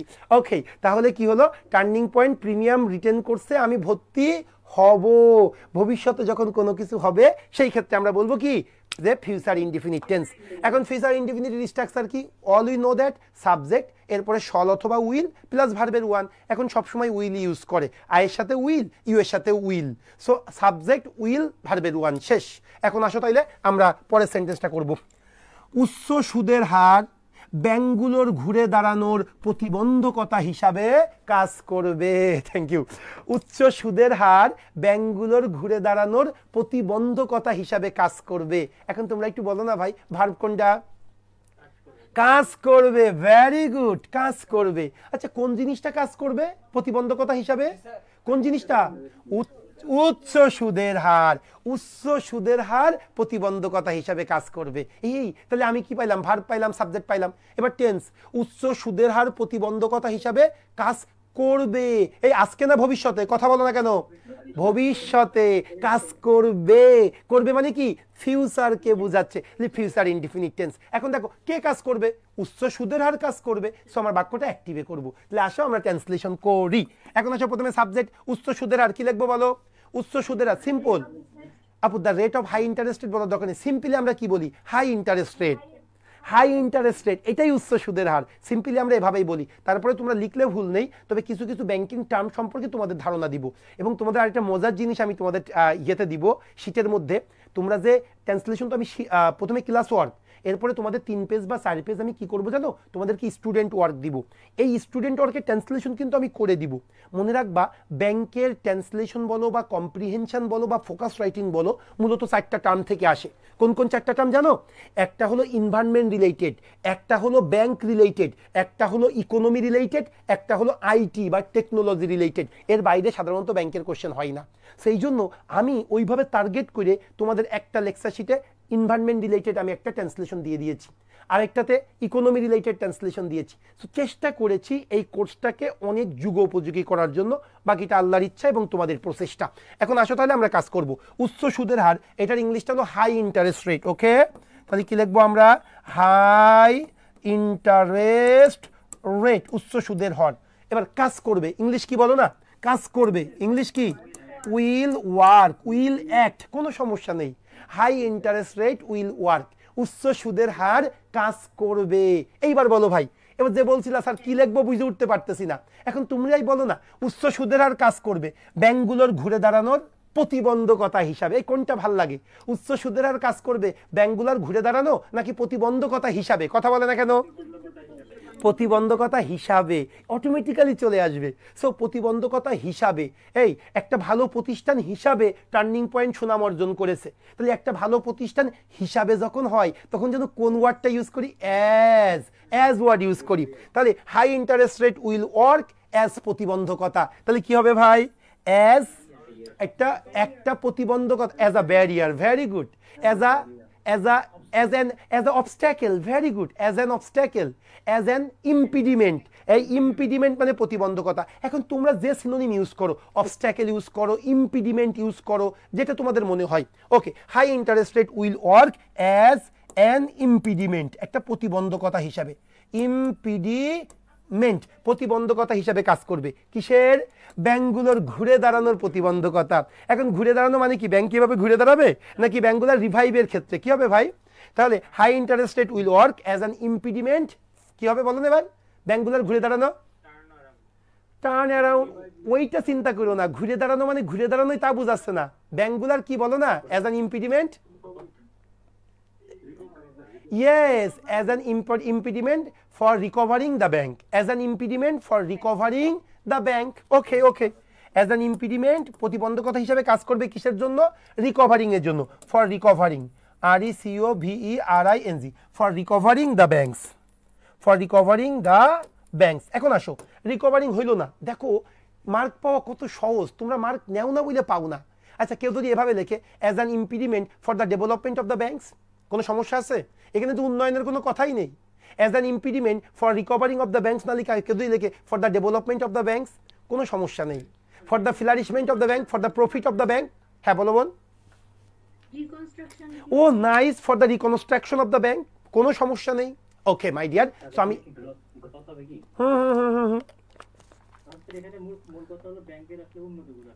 এইটা হলো মূল, ব্যাংকের উন্নয়ন, ব্যাংকের ঘুরে দাঁড়ানো, এইসব বিষয়টা। তাহলে কি দেখো, আমার যেটা আছে ওইটাই লিখতে হবে, নট দ্যাট। এরপরে যখন প্যাসেজ ট্রান্সলেশন করব আরও কিছু দেখাবো, এবং এর আমি একটা ট্রান্সলেশনই বের করে দিছি যে কিভাবে নিজের মতটাকে প্রায়োরিটি দিতে হয়, সেটাও আছে 3 নাম্বার লেকচার শিটে। এখন আসো আমরা পরেরটাই যাই। এইটা এই সেন্টেন্স অ্যাক্টিভে না করে যদি প্যাসিভে করতাম, কজ এখানে উচ্চ সুদের হার আছে, এটা তো ডিরেক্ট অ্যাক্টিভ। আপু ওই চিন্তা কইরো না যে উচ্চ সুদের হার, এটা তো বাংলাদেশ ব্যাংক বানাইছে না, তা দরকার নেই। ওকে, যেন আমি সিম্পলি যদি বলি জামাটা আমাকে সুন্দর মানে সুন্দর করেছে, এই জামাটা আমাকে সুন্দর করেছে, অথবা আমি সিম্পলি এটা বললাম রিটেন কোর্স, টার্নিং পয়েন্টে রিটেন কোর্স আমাকে জব পেতে সাহায্য করেছে। বাক্যটা অ্যাক্টিভ না প্যাসিভ? কথা বলে না কেন এরা? তোমরা বলো, টার্নিং পয়েন্টের রিটেন কোর্স আমাকে জব পেতে সাহায্য করেছে, বাক্যটা অ্যাক্টিভ না প্যাসিভ? এখন তুমি তো মনে করতে পারো এই এটা কেমনে অ্যাক্টিভ হয়, রিটেন কোর্স তো সুমন স্যার করাইছে, সুমন স্যার তো এখানে উল্লেখ নেই। না আপু, ডিরেক্টলি তো রিটেন কোর্সটাকে এখানে একটা হিসেবে কাজ করানো হচ্ছে। আমি বুঝাইতে পারছি? সাবজেক্ট হিসাবে। সেইটা একটু মাথায় রেখো বোন, আস্তে আস্তে হয়ে যাবে, অডিট হওয়ার কিচ্ছু নেই, কেবল তো শুরু করলাম। আজকে তো ইনঅগারেশন প্রোগ্রাম, তাই না? এখনো অনেক কিছু আছে। স্যার ব্যাংক রিটেন ক্লাস দুদকে রিটেনে কতটুকু হেল্প করবে? তুমি বুঝতেছো না কেমন হেল্প করবে? রিটেন দুদকে তো এই ট্রান্সলেশনই আসে, ম্যাথই আসে, তুমি বুঝতে পারতেছো না কেমন হেল্প করবে? এটা ওইভাবেই তৈরি, আপনি একটা খুবই ভালো একটা ডেভেলপমেন্ট হবে। Okay, high interest rate will act as an obstacle to the banks turn around. কোনো সমস্যা নেই, কি সুন্দর লেখে। ওকে, এবার আসো, আর কথা নেই, আমরা পরেরটাই চলে যাব, 7 নাম্বার। আচ্ছা, এতক্ষণ আমরা যেটা করেছি ভাই সেটা ছিল কি? সেটা ছিল ডিরেক্টলি টেন্সের ব্যবহার। আমরা 5টা টেন্সের ব্যবহার আপনাদেরকে শিখিয়েছি, কারণ এই 5টা টেন্সের ব্যবহার মোর দ্যান 90% ট্রান্সলেশনে এই 5টা টেন্সের ব্যবহার আসে। এইবার আমরা যেটা শিখাবো সেটা হলো মডাল অক্সিলারি। ভাই মডাল অক্সিলারি কোনগুলা? Can, could, must, may, might, shall, should, will, would, এগুলাকে আমরা মডাল অক্সিলারি বলি মিনিং অনুযায়ী। যেমন উচিত, এই উচিত হইলে কি হবে? শুড হবে। তারপরে পারা যেতে পারে, সম্ভাবনা, মে বা মাইট হবে, অথবা ক্যান হবে। সো এই মিনিংগুলো তোমাদের প্রত্যেকের জানা। এটা যেহেতু আমি অ্যাডভান্স রিটেন কোর্স বা আমাদের জেনারেল রিটেন কোর্স, এখানে ক্যান মানে কি, কুড মানে কি, এইসব এখানে আলোচনা করার দরকার নেই, বা এটা আলোচনা করা আসলেই একটা সময় নষ্ট। সো আমরা মডাল ব্যবহার করে কিভাবে ট্রান্সলেশন করতে হয় সেটা আমরা একটু শিখবো। তবে মনে রাখবা, মডালের ক্ষেত্রে অ্যাক্টিভও হইতে পারে, প্যাসিভও হইতে পারে। কোনো একটা জায়গায় মডাল ব্যবহার করা হয়েছে কিন্তু বাক্যটা যে করতেছে কাজটা সে আছে, তাহলে বাক্যটা অ্যাক্টিভ হবে, অ্যাক্টিভ হবে। আর মডালের অ্যাক্টিভের স্ট্রাকচারটা কি? একদম সহজ। প্রথমে সাবজেক্ট হবে, তারপরে মডাল অক্সিলারি হবে, তারপরে মডাল হবে, এরপরে ভার্বের ওয়ান হবে, তাই না? অ্যাক্টিভের ক্ষেত্রে সাবজেক্ট, মডাল, ভার্বের ওয়ান, সাবজেক্ট, মডাল, ভার্বের ওয়ান। ক্লিয়ার বিষয়টা? ওকে, আসেন তাইলে আমরা একটা মডালের করি, এটা আমাদের জানা, তারপর আমি একবার করব, সবাই একটু দেখবেন। ও তুমি যেটা যার কোশ্চেন ছিল স্যার এটা অ্যাক্টিভ না প্যাসিভ, আরো সুন্দর একটা এক্সাম্পল, একদম আজকে এক্সাম্পলটা মিলে গেছে। সবাই দেখো, বার্ষিক উন্নয়ন কর্মসূচির বাস্তবায়ন বাংলাদেশের আর্থসামাজিক উন্নয়নে নিয়ামকের ভূমিকা পালন করতে পারে। ভাই ভালো করে বুঝবে, বার্ষিক উন্নয়ন কর্মসূচির বাস্তবায়ন বাংলাদেশের আর্থসামাজিক উন্নয়নে নিয়ামকের ভূমিকা পালন করতে পারে। আগে বলো ভার্ব কোনটা? আগে বলো ভার্ব কোনটা? কথা বলে না কেন? ভার্ব কোনটা? পালন করতে পারে, পালন করা না বোন, পালন করতে পারে। এই পারা ইংলিশ কি? কথা বলো। পারা মানে কোন কি ব্যবহার হয়?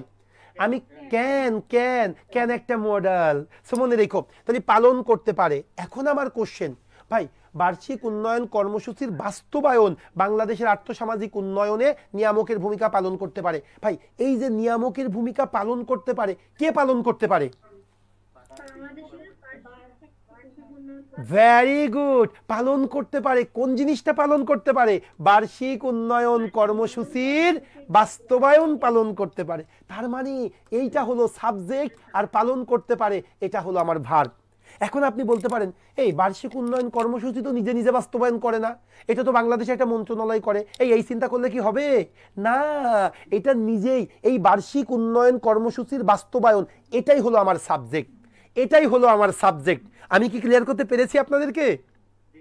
ওকে, তাহলে বাক্যটা আমি অ্যাক্টিভে করব, আমি অ্যাক্টিভে করব, চমৎকার একটা জিনিস শিখাবো। তাহলে অ্যাক্টিভে পাইলাম মডালের স্ট্রাকচার কি? প্রথমে সাবজেক্ট হবে, তারপরে ক্যান হবে, তারপরে ভার্বের ওয়ান হবে, শেষ। কেউ ইয়ে করবেন, লিখবেন না, আপনারা দেখবেন শুধু। এবার তাহলে আমি সাবজেক্ট লিখবো প্রথমে। এই সাবজেক্ট লিখতে গিয়ে না আমার একটা কথা মনে পড়ে গেছে। কি কথা জানেন? বার্ষিক উন্নয়ন কর্মসূচির বাস্তবায়ন। একটু বলবেন আপনারা কোন স্ট্রাকচারের কথা মনে পড়ে যায়? The noun of noun, the noun of noun. তাহলে আসেন, বার্ষিক উন্নয়ন কর্মসূচির র থাকলে দা লিখতে হয়। আমি প্রথমে দা লিখলাম, এরপরে কি র এর পরের ওয়ার্ডটা, এই র এর পরের ওয়ার্ডটা কি বাস্তবায়ন। বাস্তবায়ন ইংলিশ কি ইমপ্লিমেন্টেশন। যে বলবে ইমপ্লিমেন্ট কানের পরে দেওয়া হবে। ইমপ্লিমেন্ট মানে বাস্তবায়ন না, ইমপ্লিমেন্ট মানে বাস্তবায়ন করা।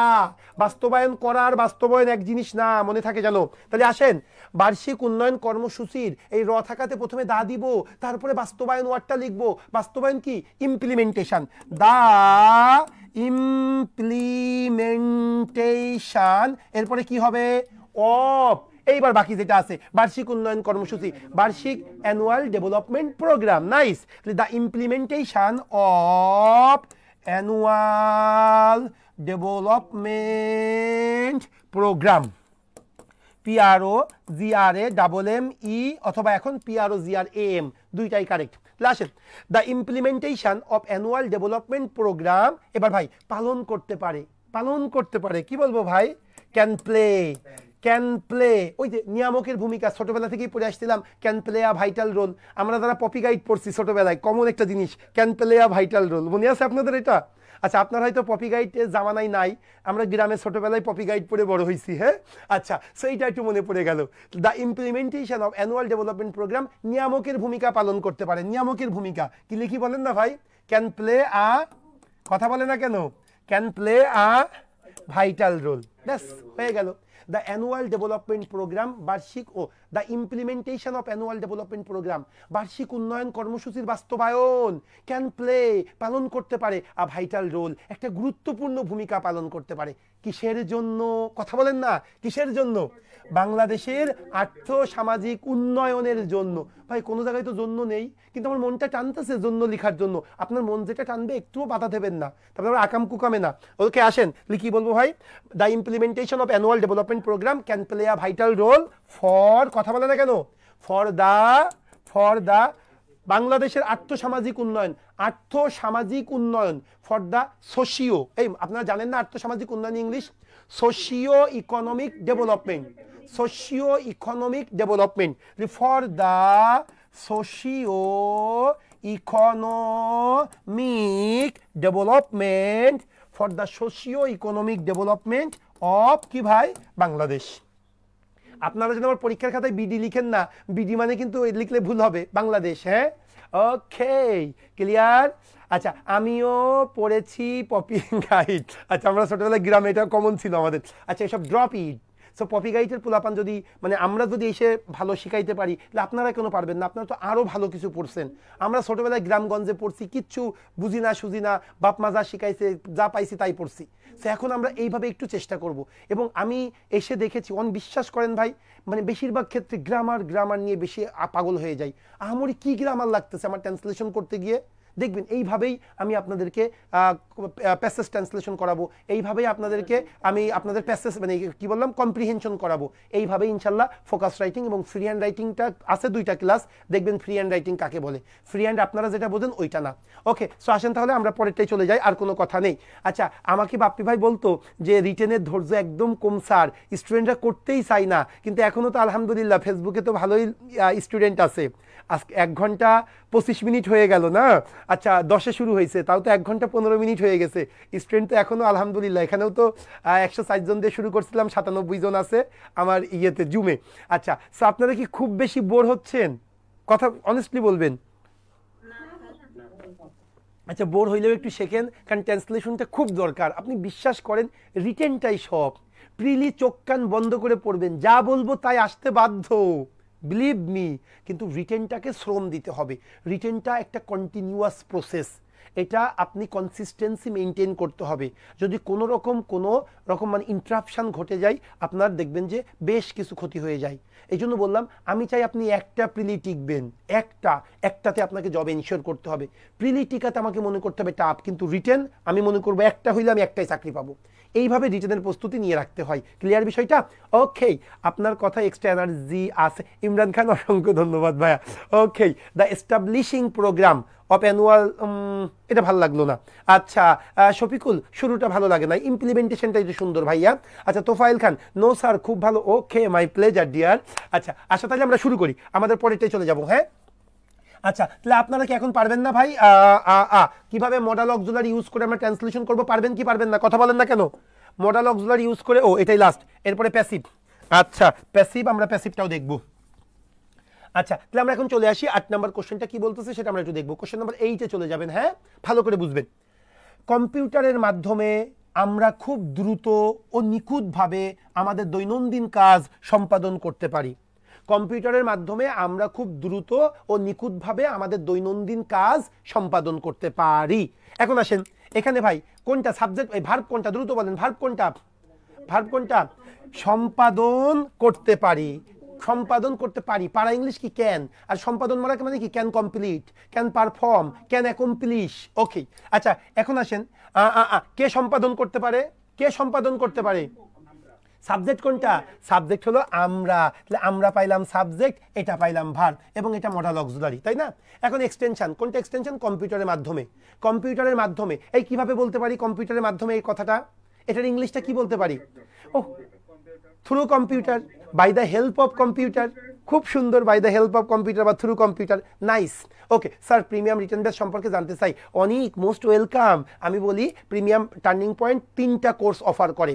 একটা হলো ব্যাংক জব রেগুলার কোর্স, একটা হলো ব্যাংক জব শুধুমাত্র only private bank job course, আর একটা হলো প্রিমিয়াম রিটেন কোর্স। এই 3টা কোর্স আমাদের আছে। তার মধ্যে প্রিমিয়াম রিটেন কোর্সটা এখন চলতেছে।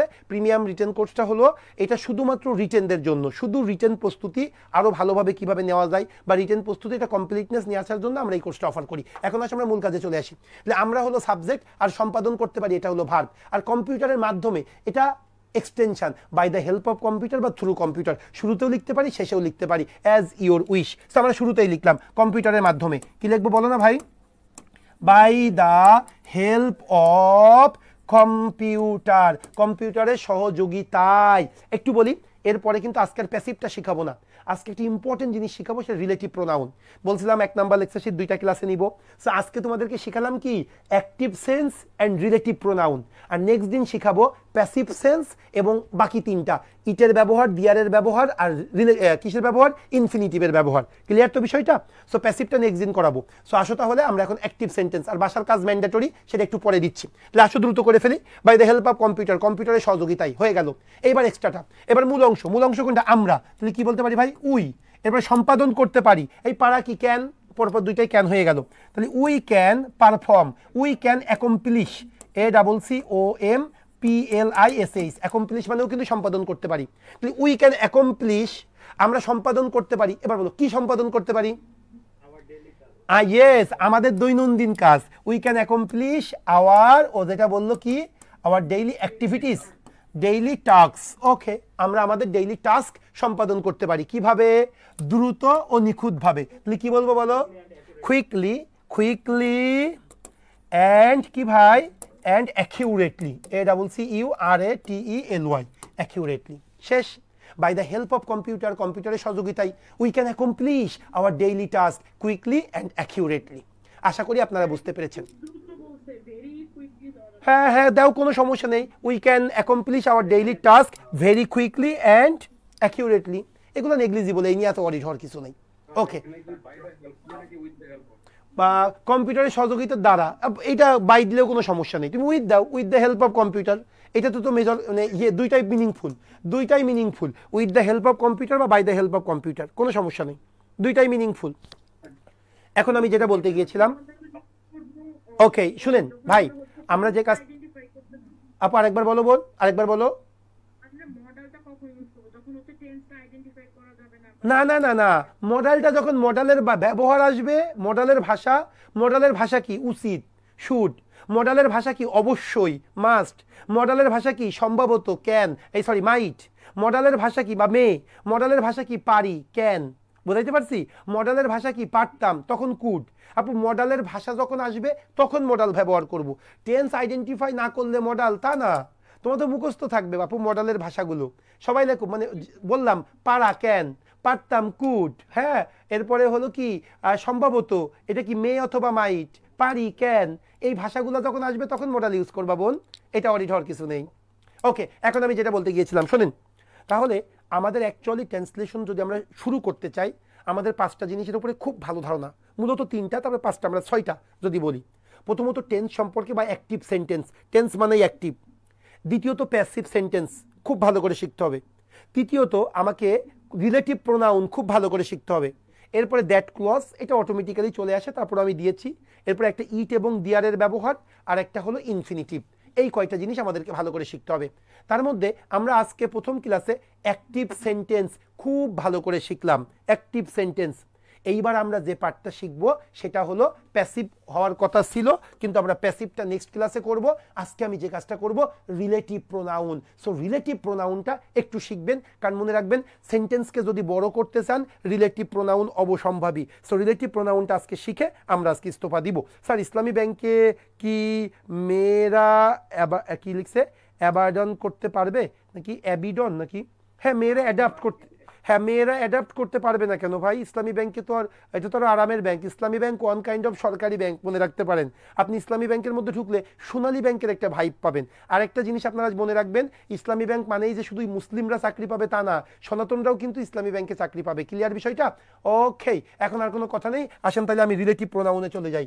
রিলেটিভ প্রোনাউন কি জিনিস সেটা আমরা দেখি। ওই যে ইউজ অফ রিলেটিভ প্রোনাউন, 3টা সেন্টেন্স দিয়েছি, এই 3টা সেন্টেন্স যদি আমরা শিখি সেটাকে আমরা রিলেটিভ প্রোনাউন বলবো। আচ্ছা, রিলেটিভ প্রোনাউন শিখবো। আমি আপনাদের 2 নাম্বার ক্লাস নিয়েছিলাম, এমসিকিউ এর কথা বলতেছি। এই 2 নাম্বার ক্লাসে রিলেটিভ প্রোনাউন সম্পর্কে খুব ভালো একটা ধারণা দিয়েছিলাম আপনাদেরকে। সো এখন যেহেতু রিটেন ব্যাস, ওই ধারণাটা আরও বেশি কাজে লাগবে। আমি যদি বলি রিলেটিভ প্রোনাউন কোনগুলাকে বলি আমরা, হু, হুইস, হট, দ্যাট, এগুলাকেই আমরা রিলেটিভ প্রোনাউন বলি। হু, হুইস, হট, দ্যাট, এগুলাকেই আমরা রিলেটিভ প্রোনাউন বলি। হু ব্যক্তির ক্ষেত্রে, হুইস বস্তুর ক্ষেত্রে, আর দ্যাট ব্যক্তির ক্ষেত্রেও ব্যবহৃত হয়, বস্তুর ক্ষেত্রেও ব্যবহৃত হয়। হু, হুইস, হট, দ্যাট এগুলাকে রিলেটিভ প্রোনাউন বলবো। এখন রিলেটিভ প্রোনাউনের কাজটা কি? রিলেটিভ প্রোনাউনের কাজটা হলো অন্য একটা নাউন বা প্রোনাউনের পরিবর্তে ব্যবহৃত হয়ে 2টা সেন্টেন্সকে যুক্ত করে। 2টা সেন্টেন্সকে কি করে? যুক্ত করে। যেমন আমি যদি তোমাদেরকে বলি, ধরো একটা বললাম, নেসার স্যারের কথা মনে পড়ে গেল আমার। Nesar sir is the CEO of turning point, এটা। আরেকটা হলো Nesar sir TESCHES teaches us general knowledge. ভাই নেসার স্যার হলো টার্নিং পয়েন্টের সিইও, আর নেসার স্যার আমাদেরকে কি পড়াই? জিকে পড়াই। এখন এই 2টা কিন্তু আলাদা বাক্য। আমরা বলেছিলাম যে রিলেটিভ প্রোনাউনের কাজটা কি? রিলেটিভ প্রোনাউন অন্য একটা নাউনের পরিবর্তে ব্যবহৃত হয়ে 2টা সেন্টেন্সকে যুক্ত করবে। কেউ কি বলবে এই 2টা সেন্টেন্সকে যদি একসাথে লিখতে চাই আমি কি লিখবো? আচ্ছা, আমি আপনাদের লিখে দেখাই, পরে আপনারা বলেন। সবাই শোনেন, আমরা এই বাক্যটা এইভাবে লিখতে পারি। কিভাবে দেখেন, প্রথমে এই নেসার স্যার লিখলাম, NESAR, নেসার স্যার, এরপরে হু লিখবো। হু কিসের পরিবর্তে হু লিখলাম? পরের নেসার স্যারের পরিবর্তে হু লিখলাম। এই যে হুটা হলো নেসার স্যার। এইবার বাকি অংশটা লিখে ফেলবো। Who teaches us GK, who teaches us GK, comma দিয়ে এই যে মূল অংশটা কি ছিল? Is the CEO of turning point, is the CEO of turning point. তার মানে মূল সেন্টেন্সটা কি দেখেন না ভাই? Nesar sir is the CEO of turning point, Nesar sir teaches us GK. এই দুটাকে আমি একসাথে করলাম কি দিয়ে? হু দিয়ে। Nesar sir who teaches us GK is the CEO of turning point. এখন আমি সেন্টেন্সটা কেন লিখলাম জানেন? 2টা জিনিস শেখানোর জন্য আপনাদেরকে। সেই 2টা জিনিস কি ভালো করে শোনেন। একটা হলো এই যে নেসার স্যার হু টিচেস, মনে রাখবেন এই টিচেসটা কিন্তু হুর ওপরে বেস করে হবে না। ডিয়ার স্টুডেন্টস, খুব ভালো করে শিখাইছিলাম আপনাদের রিলেটিভ প্রোনাউন। যদি প্রবলেম থাকে ইউটিউবে আমার একটা ক্লাস আছে, দেখে নেবেন। নেসার স্যার হু টিচেস, এই টিচেসটা কিন্তু হুর ওপরে বেস করে হয়নি। কার ওপরে বেস করে হয়েছে? নেসার স্যারের ওপরে বেস করে। আরও একটা কথা আছে, এই যে ইজ, এই ইজটা তো একটা ভার্ব। এই ভার্বের সাবজেক্ট কোনটা? এই ভার্বের সাবজেক্ট হলো নেসার স্যার। তার মানে ওই ইজটাও নেসার স্যারের উপরে বেস করে হবে, এই টিচেসটাও নেসার স্যারের উপরে বেস করে হবে। এই সেন্টেন্সটা তো ইজি। আপনারা বলতেছেন দূর এত কথা বলা লাগে, এ তো এমনি এমনি পারি। কিন্তু এই সকল সেন্টেন্সের বেলায় যদি ওইটা ভুল করেন তাহলে কিন্তু কানের পরে দিব একটা। আসেন তাইলে আমরা এখন মূল সেন্টেন্সে চলে যাব। আশা করি আপনাদেরকে রিলেটিভ প্রোনাউন কিছুটা আইডিয়া দিতে পেরেছি। এবার আমরা সেন্টেন্সের মাধ্যমে শিখব। হ্যাঁ বলেন ভাই। না, কমা দিয়া বাধ্যতামূলক না, মোটেও হয় না। এই নেসেসার এরপরে হু, রিলেটিভ প্রোনাউনের আগে কমা দেওয়ার দরকার নেই। আমি বুঝাইতে পেরেছি ভাইয়া? কমা দিবা কোথায়? পরবর্তী অংশে, ওই যে ইজের আগে। কেন ইজের আগে কমা দিলাম? বোঝানোর জন্য, ওই ইস্টার সাবজেক্ট ওই নেসেসার। ওকে ভাই? আচ্ছা, এখন তাহলে চলে আসো আমরা, হ্যাঁ ইসলামী ব্যাংকের কোশ্চেনটা এমসিকিউতে হবে, এমসিকিউতে হবে, এরপরে ওরা রিটেন। সাধারণত ইসলামী, শোনো, সকল প্রাইভেট ব্যাংকের কোশ্চেনগুলো এমসিকিউ রিটেন একসাথে হয়, কিন্তু 3টা বা 4টা ব্যাংকের পরীক্ষা এমসিকিউ আর রিটেন আলাদা হয়। সেটা কি কি? একটা হলো উত্তরা ব্যাংক, একটা হলো পূবালী ব্যাংক। এই যে পূবালী ব্যাংক কিন্তু খুব সুন্দর একটা ব্যাংক, জানো কি না? 7টা ইনসেন্টিভ দেয়। আর একটা হলো তোমার ইসলামী ব্যাংক। এই 3টা ব্যাংকে সাধারণত পরীক্ষার এমসিকিউ রিটেন আলাদা হয়। ওকে, আচ্ছা, Kohinoor Akter, okay, thank you. Who shot that, nice Shafiqul sir. Islami Bank নিয়ে এত কথা কেন? আচ্ছা আসো তাইলে আমরা আমাদের মূল আলোচনায় চলে আসি। ভাই আমি কি রিলেটিভ প্রোনাউন বুঝাইতে পেরেছি আপনাদেরকে? কথা বলেন। রিলেটিভ প্রোনাউন শিখতেই হবে, সেন্টেন্সটাকে বড় করার জন্য, সেন্টেন্সের সৌন্দর্য বর্ধনের জন্য রিলেটিভ প্রোনাউন লাগে। আর কিছু তো মাস্ট লাগবেই, সেটা আমরা এখন করব। সবাই দেখেন কোনটা বলতেছে। আমরা 1 নাম্বারটায় আসি, একটু ইজি সেন্টেন্স, তারপর আপনাদেরকে পড়াবো, ভালো করে বুঝবেন কিন্তু প্লিজ, এটা শেখা দরকার। শোনেন সবাই। যে শিক্ষার্থীরা নিয়মিত বিশ্ববিদ্যালয়ে যায় না, ফেসবুকিং করে অহেতুক সময় নষ্ট করে, ঘুম থেকে দেরিতে ওঠে, ক্লাসের সময় আড্ডা দিয়ে সময় কাটায়, শিক্ষকদের মান্য করে না, জীবনে সফলতা লাভ করতে পারে না। ভাই অ্যাকচুয়ালি মূল সেন্টেন্স কি জানেন? মূল সেন্টেন্সটা হলো ওই সকল শিক্ষার্থীরা জীবনে সফলতা লাভ করতে পারে না। ওই সকল শিক্ষার্থীরা জীবনে সফলতা লাভ করতে পারে না। কোন সকল শিক্ষার্থীরা? যে সকল শিক্ষার্থীরা হু বিশ্ববিদ্যালয়ে দেরিতে যায়, হু ফেসবুকিং করে সময় নষ্ট করে, হু দেরিতে ঘুম থেকে ওঠে, হু শিক্ষকদের মান্য করে না। তাহলে এই সেন্টেন্সটা আমরা কিভাবে লিখবো? আসেন তাহলে আমরা লিখি। প্রথমত, যে সকল শিক্ষার্থীরা, তাহলে কি লিখবো? দ্য স্টুডেন্টস, ওই সকল ছাত্ররা, কাহারা? যাহারা নিয়মিত বিশ্ববিদ্যালয়ে যায় না। তাহলে কি বলবো বলেন না ভাই? হু, যাহারা নিয়মিত স্কুলে যায় না। এই তাহলে নিয়মিত বিশ্ববিদ্যালয়ে যায় না, কি বলবো ভাই? কি বলবো? হু ডু নট বা does not go to the university regularly, তাই তো? অথবা who does not perform university regularly. আচ্ছা, হু ডাজেন্ট, এই পরে কথা বলবেন, who doesn't go to the university regularly. ভাই আমি সেন্টেন্স ঠিক লিখছি কিনা বলেন, কথা বলেন। এই তো, এই কেন হুর পরে তো সাধারণত ডাজ নটই হয়, হুর পরে সাধারণত ইজি হয়, কিন্তু এই কথা বলবা স্যার একটু আগে বলেছিলেন হুর ওপরে বেস করে হয় না, কার ওপরে বেস করে হয়? স্টুডেন্টস। সো স্টুডেন্ট যেহেতু প্লুরাল, এই জন্য এখানে ডাজ নট, এর পরিবর্তে কি হবে ভাই? Do not. এখন হয়েছে কি শোনেন, একটা কোচিংয়ে মানে এরা তো মানে যাই হোক, মানে হয় কি অনেকে জেলাস ফিল হয়। আমি এইভাবে এর আগে একদিন ক্লাস নিচ্ছি, এখন আমি এইটা লিখেছি, এইটার স্ক্রিনশট দিয়ে পুরা ফেসবুক ভাইরাল। দেখছেন কি পড়ায় আপনাদেরকে শেষ করে দিচ্ছে, শুধু মুখে কথা বলে, কিছুই জানে না, ডু নটটা তাই জানে না। এখন ভাই আমি যে এটা লিখেছি আমাকে তো সময় দিতে হবে। এখন একটু আগে তোমরা যদি স্ক্রিনশট নিয়ে তোমরা যদি বলতা দূর সুমন স্যার কি পড়াই, ডু নট ডাজ নটের সেন্সই তার ঠিক নেই, এই তাইলে কি হবে? এটা তো আমি তোমাদের বোঝানোর জন্য লিখছিলাম আগের বার ডাজ নট। কারণ কি? কারণ ডাজ নট এটা সবাই ভুল করে, ইজ লেগে সবাই হুর পড়ে, কিন্তু ইজ হবে না আর হবে আগেরটার উপর ডিপেন্ড করবে। ভাই তাহলে কি যদি ফেসবুক ভাইরাল হয় আবার আগামী দিন, তাহলে এবার সমস্যা নেই তো? কেক টেক আমার কাছ থেকে কিনো কিন্তু, হ্যাঁ, আবার আমার কাছ থেকে তুই অন্য জায়গায় কেক কিনতে যেও না। তাহলে কি হবে একটু বোঝেন না ভাই? দ্য স্টুডেন্টস, ওই সকল ছাত্রছাত্রী, who don't go to the university regularly, যাহারা রেগুলারলি ইউনিভার্সিটিতে যায় না। এরপরে কি করে বলেন? ফেসবুকিং করে অহেতুক সময় নষ্ট করে। কি লিখবো ভাই? কথা বলে না কেন? ওয়েস্ট, কথা বলে না, ওয়েস্ট দেয়ার টাইম, কি হবে ভাই? ইউজিং, কি বলেন না, ইউজিং ফেসবুক। এই আবার একটু ভুল করেছি, আপনারা কেন কথা বলতেছেন না? ভুলটা কোন জায়গায় বলেন? এই যে ওয়েস্ট, এখানে কেন আমরা তো এস দিতে পারবো না, আমার সাবজেক্টকে, এই ওয়েস্টের সাবজেক্টকে বলেন, কথা বলেন, ওয়েস্টের সাবজেক্টকে। অবশ্যই মন চাচ্ছিল, এই ওয়েস্টের সাবজেক্টকে দ্য স্টুডেন্টস। নাইস, স্টুডেন্টস তো প্লুরাল, এই জন্য এখানে এস হবে না। তাহলে West their time using Facebook. এবার আসেন, ঘুম থেকে দেরিতে ওঠে, ওয়েক আপ লেট। আপু ফ্রম স্লিপিং বলতে হয় না, ওয়েক আপ লেট মানে ওই ঘুম থেকেই উঠা। ওকে, এবার আসেন, ক্লাসের সময় আড্ডা দিয়ে সময় কাটায়। এই শব্দ করো না, কি লিখবো ভাই? স্পেন্ড দেয়ার টাইম, স্পেন্ড দেয়ার টাইম কি ভাই কিভাবে? উইথ গসিপ নাকি উইথ গসিপিং, এভাবে লিখো উইথ গসিপিং, গসিপিং এর মাধ্যমে স্পেন্ড করে টাইম। অ্যান্ড অ্যান্ড আরেকটা কি করে ভাই? শিক্ষকদের মান্য করে না। কি লিখবো ভাই? অ্যান্ড শিক্ষকদের মান্য করে না। অ্যান্ড ডোন্ট অবে দিয়ার টিচার, এরপর একটা বড় কমা, বড় মানে আমি দিচ্ছি বড়, আপনারা অ্যাজ ইউজুয়াল কমা দেবেন। ডোন্ট অবে দিয়ার টিচার, এইবার কি ভাই?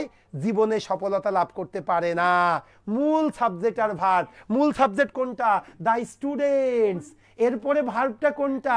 এখন যেটা লিখবো, জীবনে সফলতা অর্জন করতে পারে না। এইটু কথা শোনো না, আমার একটা আপু বলেছিল যে স্যার যখন টেন্স নির্ণয় করতে পারবো না তখনই কি মডেল লিখবো? বোন তখন না, যখন মডেলের ভাষা আসবে। বোন তুমি এখানে কি মডেলের ভাষা পাইছো? লাভ জীবনে সফলতা লাভ করতে কথা বলে না কেনিরা? পারে না। এই পারে না কথাটি মডেল। এই পারে না ইংলিশ কি? কথা বলো না কেন? ক্যান নট, এই যে ক্যান নট লিখে দিলাম। কান্ট, ও কান্ট এভাবে লিখা যায় না, কিভাবে লিখতে হয়?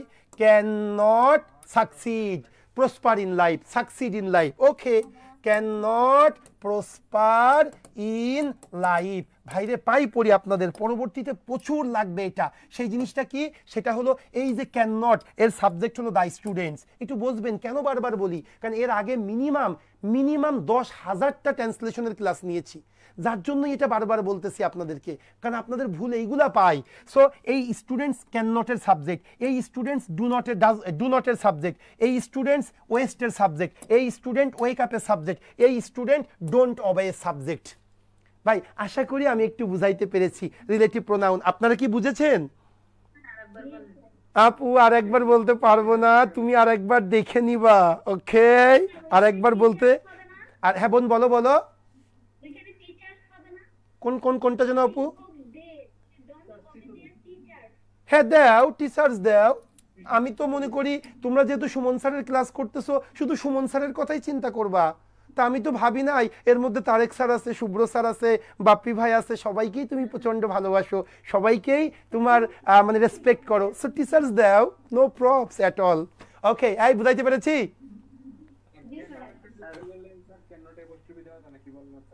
ও আমরা কিন্তু দেখবা তোমরা যখন কম্পিউটারে লিখবা, এই যে এইটা আমরা লিখে অভ্যস্ত, কিন্তু কান্ট কথাটি ঠিক না। কান্ট বলে কোনো কিছু হবে না, ক্যান নট বলতে হবে। হ্যাঁ একসাথে তোমরা টাইপে লিখো, তোমরা যখন কম্পিউটারে টাইপ লিখবা এইভাবে ক্যানের পরে অ্যাটলিস্ট অ্যাপোস্ট্রফি এস দিয়ে টি দিবা, দেখবা যে ভুল আসবে। ক্যান নট লেখা যায় না, ক্যান নট একসাথে হয়। ওকে, হ্যাঁ ডোন্ট হয়, don't, doesn't, won't, shan't, fund সব হয়। স্যার যখন কথা বলেন তখন দয়া করে ওকে কথা বলবেন না। ওকে মাই ডিয়ার স্টুডেন্ট, সো এই ও হ্যাঁ বোন বলো বলো ভাই বলো বলো ভাই বলো, তাড়াতাড়ি বলো। ইউজিং ফেসবুক দেখি আমরা West their time using face, না ভাই এখানে বাই লাগবে কেন? এখন একটা কথা আছে স্যার বাই ছাড়া আইএনজি দিলেন কেমনে? ভাইরে এই বিষয়টাই আমার ফ্রি হ্যান্ড রাইটিং এর ক্লাসের টপিক। আমি ফ্রি হ্যান্ড রাইটিং এর সস্তা জিনিস শিখাই না, আপনারা খুব চমৎকার শিখতে পারবেন। এই যে waste their time by using Facebook, না এখানে শুধু ইউজিং ফেসবুকটা দিয়ে বেশি অ্যাপ্রোপ্রিয়েট, বেশি স্মার্ট, মানে এই স্মার্টনেসটা বেশি শো করা যায়, সেটা আপনি জানতে পারবেন। ওকে, সো আসো তাইলে আমরা আমাদের 1 নাম্বারটা শিখে ফেললাম, এরপর 2 নাম্বার। ভাই আমার আর 10 মিনিটের ক্লাস আছে, মাঝে কথা বলবেন নাকি না আগেই কথা বলবেন? একটু আগে বলবেন, আগেই বলেন, এখনই বলেন। হ্যাঁ আচ্ছা, বাপ্পি ভাই আসছে। হ্যাঁ আমি একটু চা, আমার প্রচন্ড সমস্যা গলায়, আর বাপ্পি ভাই আবার বাসায় চলে যাবে। সো বাপ্পি ভাইয়ের কাছ থেকে আমরা 2টা মিনিট কথা শুনবো। হ্যাঁ, আর অ্যাডমিটেড স্টুডেন্ট তোমাদের আবার দেখছেন 90 জন, কিন্তু ও কতজন আছে? 90। শুরু করছি কতজন? 104 জন। আবার ভাইবেন না, বাপ্পি ভাই বলে কি যে স্যার রিটেনে কিন্তু স্টুডেন্ট ধরে রাখা যায় না। এই সম্ভব কিনা 2 ঘন্টা ক্লাস করা রিটেনে? কথা বলে না কেন? ওকে, সো আসেন তাহলে আপনি কথা বলেন, আমি আবার ফিরতেছি, জাস্ট এক কাপ চা খেয়ে নিই। সম্ভব, হ্যাঁ। এই শুনেন, সুমন স্যারের কাহিনী একটু বলি, ঠিক আছে? আপনারা তো জানেন না, আজকে ওনার আম্মুজান হচ্ছে অসুস্থ, কানের ভিতরে একটা পোকা ঢুকছে। পোকা না, ওই যে কেল্লা ঢুকে, যেটা গ্রাম ক্লে একটা মাটির মতো একটা খেলনা আছে, ওইটা আচ্ছা ওইটা ঢুকছে, ওইটা ঢুকাই দিতে সব কানের মধ্যে ঢুকাই দিছে। সেইটা ডাক্তারের কাছে আছে, কিন্তু ক্লাস 8টায় হওয়ার কথা ছিল, কিন্তু স্যার দেখেন 1 ঘন্টা পিছিয়ে হইলেও বাচ্চাটাকে রাইখে তারপর ক্লাসে ঢুকছে। এটা হচ্ছে একটা স্যারের দায়বদ্ধতা, ঠিক আছে? আপনারা স্যারকে আরো বেশি প্রেসারে রাখবেন। কেমনে? বলবেন যে স্যার আপনি সবগুলো ইংলিশ ক্লাস আপনি নিতে হবে, ঠিক আছে, আমি তো আছি, আমি তো এখান থেকে দিচ্ছি ওনাকে। হ্যাঁ, বলবো যে স্যার এই রিটেন ব্যাচটা সব ক্লাস আপনি নিয়ে দেন, তাহলে এরা সবাই অন্তত খুব দ্রুত শর্ট টাইমে অফিসার হবে। দেখেন অনেকে হচ্ছে জানেন না যে আমরা কি কি দিব, যারা ভর্তি হয়ে গেছেন তারাও একটু শুনে নেন যে আমরা আসলে এই ব্যাচটায় কি কি দিব, এটা জানতে হবে। যা যা বলবো এগুলা আদায় করে নেবেন আমাদের কাছ থেকে, ঠিক আছে। এটা হচ্ছে 90 দিনের কোর্স। কয় দিন? 90 দিন। এই 90 দিনের রিটেনটা চমৎকারভাবে আমরা কমপ্লিট করে দিব। ক্লাস হবে কয়টা? ক্লাস হবে কয়টা বলেন? ক্লাস হবে হচ্ছে 40টা মাত্র। তবে এইটা 42টা হইতে পারে, 39টা হওয়ার কোনো সুযোগ নাই, দেয়ার ইজ নো চান্স। ওকে, ক্লাসের পরে আমরা কি দিব? Lecture sheet. লেকচার শিট দিব কয়টা?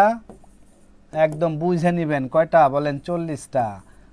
এই পাশে আরেকটু জায়গায় কি লিখে দিচ্ছি বলেন? পিডিএফ। হার্ড কপি পাবেন না, পিডিএফ পাবেন। ওকে, এরপরে আসেন এক্সামগুলো আপনারা অনেকেই দিতে চান না কেন? কারণ এক্সামগুলো দিতে হবে। এক্সাম হবে কয়টা? 15টা। এইখানে আছে 10টা বিষয়ভিত্তিক পরীক্ষা, 5টা মডেল টেস্ট। কোশ্চেন থ্রো করব, পরীক্ষা দিয়ে খাতাটা সাবমিট করবেন, ঠিক আছে। তাহলে এই জিনিসগুলো বুঝে নেবেন। আর এই যে ক্লাস যে 40টা হবে, এই 40টা ক্লাসই প্রত্যেকটায় কি থাকবে? রেকর্ড থাকবে। রেকর্ড কিসে হবে বলেন? জুমে হবে। জুমে ক্লাস হবে। এই যে আজকে যেরকম ক্লাস করলেন এইভাবে রেকর্ড থাকবে। যদি কখনো কোনো এই রেকর্ড ক্লাস না পান বা জুমে কোনো সমস্যা হয় আমাদের নক দিবেন। ওকে, এইবার আসেন যারা নতুন, এটা হচ্ছে পুরাতনদের জন্য। যারা ভর্তি হয়ে গেছেন তারা এই জিনিসগুলো একটু জেনে নেন। আর যারা নতুন ভর্তি হইতে চান তাদের জন্য শর্ট 30 সেকেন্ডে দেখেন, এই কোর্সটার জন্য আমাদের পেমেন্ট হচ্ছে 1500 টাকা। 1500 টাকা। তবে ক্লাস কালকে আমরা রুটিন দিয়ে দিব সবাইকেই, চমৎকারভাবে গ্রুপে রুটিন পেয়ে যাবেন, পুরা মাসের রুটিন দিয়ে দিব। তাইলে যারা ভর্তি হবেন কালকে রাত কয়টা পর্যন্ত বলেন? 11টা পর্যন্ত। সবার জন্য কত? 1250 টাকা। সবার জন্য 1250 টাকায় ভর্তি হয়ে যাবেন। আবারও বলি, রিটেন বেসে যাদের এমসিকিউ প্রিপারেশন ভালো না তারা দয়া করে আসবেন না প্লিজ। আসলে পরে বুঝবেন না, মাথার উপর দিয়ে যাবে কিছু ক্লাস, ঠিক আছে। আর যাদের এমসিকিউ প্রিপারেশন মোটামুটি ভালো, আপনি বিসিএস একবার পরীক্ষা দিয়েছেন অথবা আগে পড়া আছে, তাহলে এই কোর্সটায় আসবেন। হ্যাঁ, তাহলে এই কোর্সটা যদি এমসিকিউ প্রিপারেশন না থাকে তাহলে এই কোর্সটায় ভর্তি হলে আপনি আমাদের বদনাম করবেন। মিস নাই, কোনো মিস নাই। আর যদি ছোট্ট কিছু প্রিপারেশন থাকে তাহলে এই কোর্সটা আপনার কাছে দারুণ লাগবে, ঠিক আছে। এইখানে যদি বলি সবচেয়ে গুরুত্ব দিছি আমরা হচ্ছে ফোকাস রাইটিং আর হচ্ছে ট্রান্সলেশন রিট্রান্সলেশন। কারণ যে স্টুডেন্ট ট্রান্সলেশন রিট্রান্সলেশন পারে সে ফোকাস রাইটিং লিখতে পারবে, ঠিক আছে। সে কম্প্রেনশন পারবে, সে সামারি লিখতে পারবে, সে বিজনেস লেটারও যদি আসে কখনো সামনে যদি আসার সুযোগ থাকে তাও পারবে। এই জন্য এইখানটায় সবচেয়ে বেশি গুরুত্ব দিচ্ছে। এগুলো কে নিবে বলেন? সুমন স্যার। ওকে, তাহলে যারা আপনাদের বন্ধুবান্ধব যারা যুক্ত হইতে চায় অথবা নতুন যারা আছেন যুক্ত হইতে চান তারা 1250 টাকা পাঠায় ভর্তি হয়ে যাবেন। কয়টা? আগামীকাল রাত 11টা AM। ওকে, AM না PM? সরি, PM এর মধ্যে ভর্তি হয়ে যাবেন। এরপরে এই 1500 টাকা দিয়েই ভর্তি হইতে হবে। তাহলে আমরা শেষ করি। আবারও বলি, প্রিয় ভাই বোন যারা যুক্ত আছেন, কোনো জায়গায় কোনো সমস্যা ফেস করলেই অন্তত আমাকে নক দিবেন, দ্রুত সমাধান পাবেন, ঠিক আছে। দেখেন এই যে পেজে তো দিলে পাবেন, যদি কোনো কারণে ধরেন রেসপন্স একটু কম পাচ্ছেন একদম চমৎকারভাবে আমাকে 01896 22 42 10 এটা হচ্ছে আমার নাম্বার। আমার নামটা কি বলেন তো? নামটা হচ্ছে বাপ্পি দাস। ওকে, তাহলে এখানে হোয়াটসঅ্যাপ আছে, মেসেজ করতে পারেন, ফোন করতে পারেন। এরপরে এইটাই আছে ফেসবুক, তাহলে এইখানে একটু ফলো দিয়ে রাখতে পারেন। ওকে, চলেন আমরা সুমন স্যারের কাছে চলে যাই। স্যার চলে আসেন।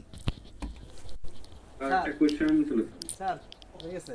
ওকে ভাই বলেন, কোশ্চেনটার অ্যানসার দেই তারপরে সুমন স্যার শুরু করুক। হ্যাঁ, আপনারা কি মানে ওই যে সাম্প্রতিকের জন্য পিডিএফ বা এগুলো 100% দিব, 100% ভাই, 100% দিব। ওকে স্যার, আমি আসলেই তো এটা না, প্রতি শনিবার আজকে এটা দিছে কেন? তাহলে রিপন হ্যাঁ তুই দেন, নিয়েন, আমার লাগবে না তো এটা। রিপন দিছে হ্যাঁ না, ও মনে করতেছে স্যার আসলেই দেয়, আলম স্যার। হ্যাঁ, এটা হইতে পারে। আমি তো এটা শুধু শনিবার দেবে সে, প্রতি শনিবার। হ্যাঁ, ওটা দিয়ে দেন। আজকে কি বার?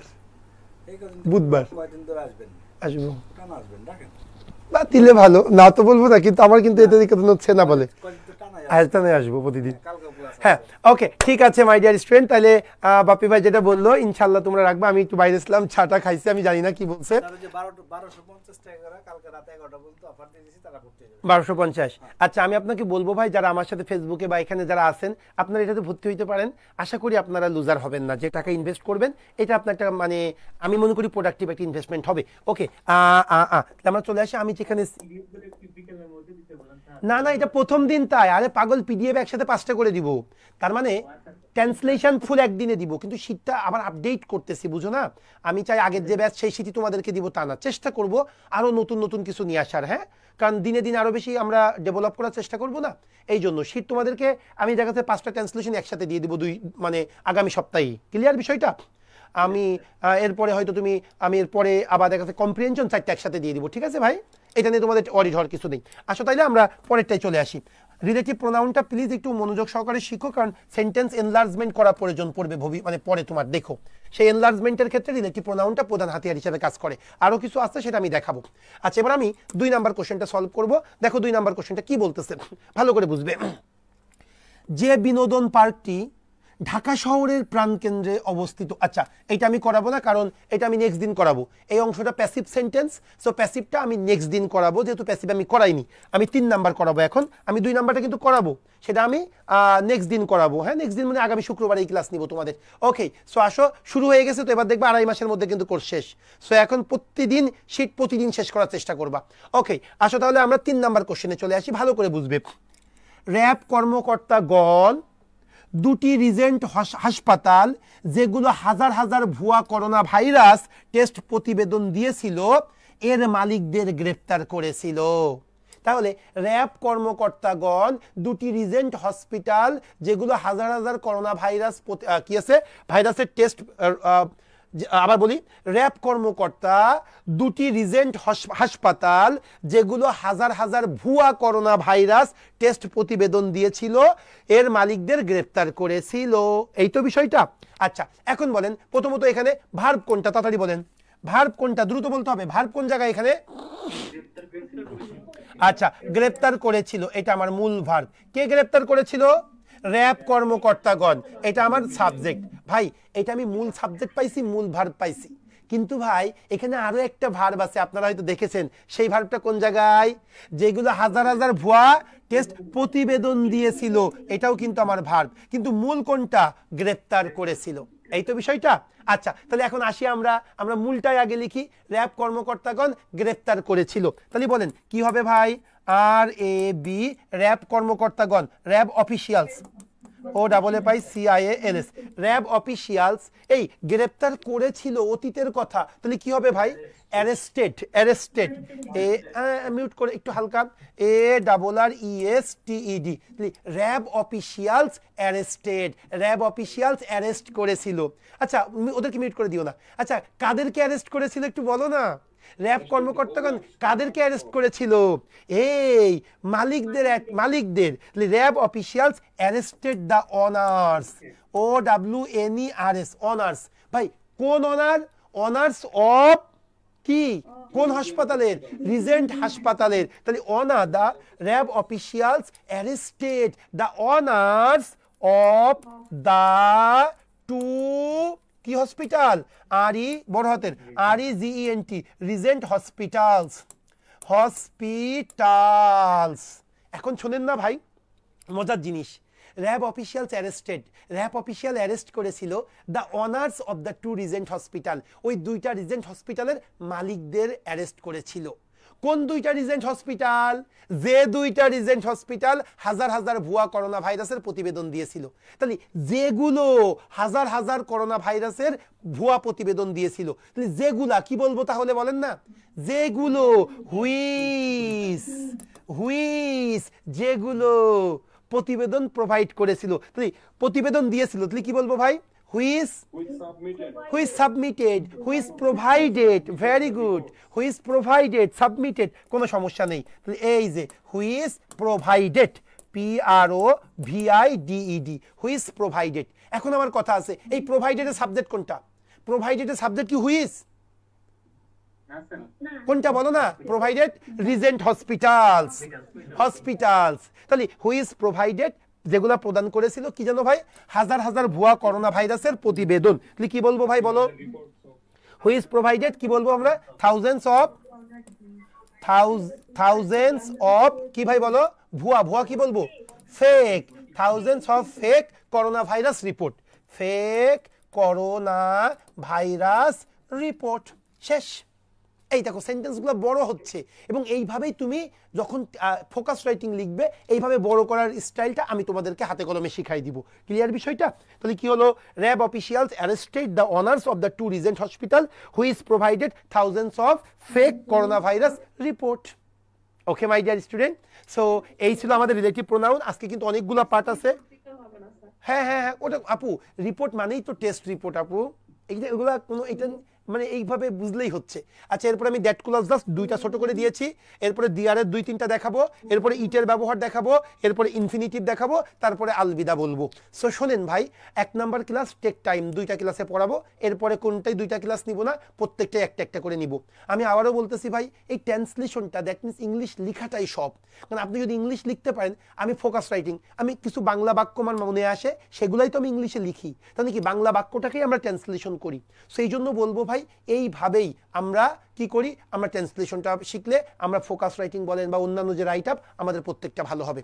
সো আমরা এইভাবে আপনাদেরকে শেখাবো। এখন একটা কথা বলি, আমি আপনাদের ট্রান্সলেশন দিয়ে দিয়েছি, শীটটা দিয়ে দিয়েছি। হ্যাঁ, শীটের মধ্যে আমি এই যে টপিকগুলা, প্রত্যেকটা টপিকের আমি আলাদা আলাদা করে 10, 12টা, 15টা, 20টা করে আমি প্র্যাকটিস দিয়েছি। আমার অনুরোধ থাকবে, আজকে যেহেতু আমি 2টা জিনিস শিখিয়েছি, একটা হলো অ্যাক্টিভ সেন্টেন্স আর একটা হলো ইউজ অফ রিলেটিভ প্রোনাউন। ভাই সব পড়ো না তুমি। এই অ্যাক্টিভ সেন্টেন্সে আমি যে 15 থেকে 20টা কোশ্চেন দিয়েছি, মানে প্র্যাকটিস দিয়েছি, আর রিলেটিভ প্রোনাউনে আমি 10 থেকে 12টা প্র্যাকটিস দিয়েছি। তোমরা এই কয়টা অবসম্ভাবীভাবে নেক্সট ক্লাসের আগে শেষ করবা। নেক্সট ক্লাস মানে আগামী দিন থেকেই তোমাদের শুরু হবে। আমি বুঝাইতে পেরেছি? আমরা চেষ্টা করব নেক্সট 2025 সালের জানুয়ারি মাসে যে সার্কুলারটা হয়েছিল, এর পরীক্ষাটা আশা করতেছি ডিসেম্বরের মধ্যে হয়ে যাবে, রিটেনটা জানুয়ারির 15 তারিখের মধ্যেই হয়ে যাবে। সো এর আগেই আমরা তোমাদেরকে একটা ভালো অবস্থানে নিয়ে যাব, আমি বিশ্বাস করি। সো আবারও রিকোয়েস্ট করতেছি, আমাদের রিটেন ব্যাচের প্রত্যেকটা শীট ভালো করে করবে। আর এমসিকিউ নিয়ে কি পড়বে, কোথা থেকে কি পড়বে, কোনো ডাউট থাকলে সাথে সাথে আমাদেরকে কোশ্চেন করবে। আর মাস্টার ব্যাচের ক্লাসটা তোমরা অবসম্ভাবীভাবে করবে। এই হলো মানে বিষয়। এবার তোমাদের কথা নিব, বলো ভাই কি বলতে চাচ্ছ।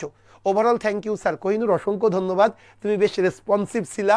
আচ্ছা, we are grateful to you. হ্যাঁ ভাইয়া বলো, কারো কোনো কোশ্চেন আছে কিনা, তাড়াতাড়ি বলতে হবে। ওকে ঠিক আছে।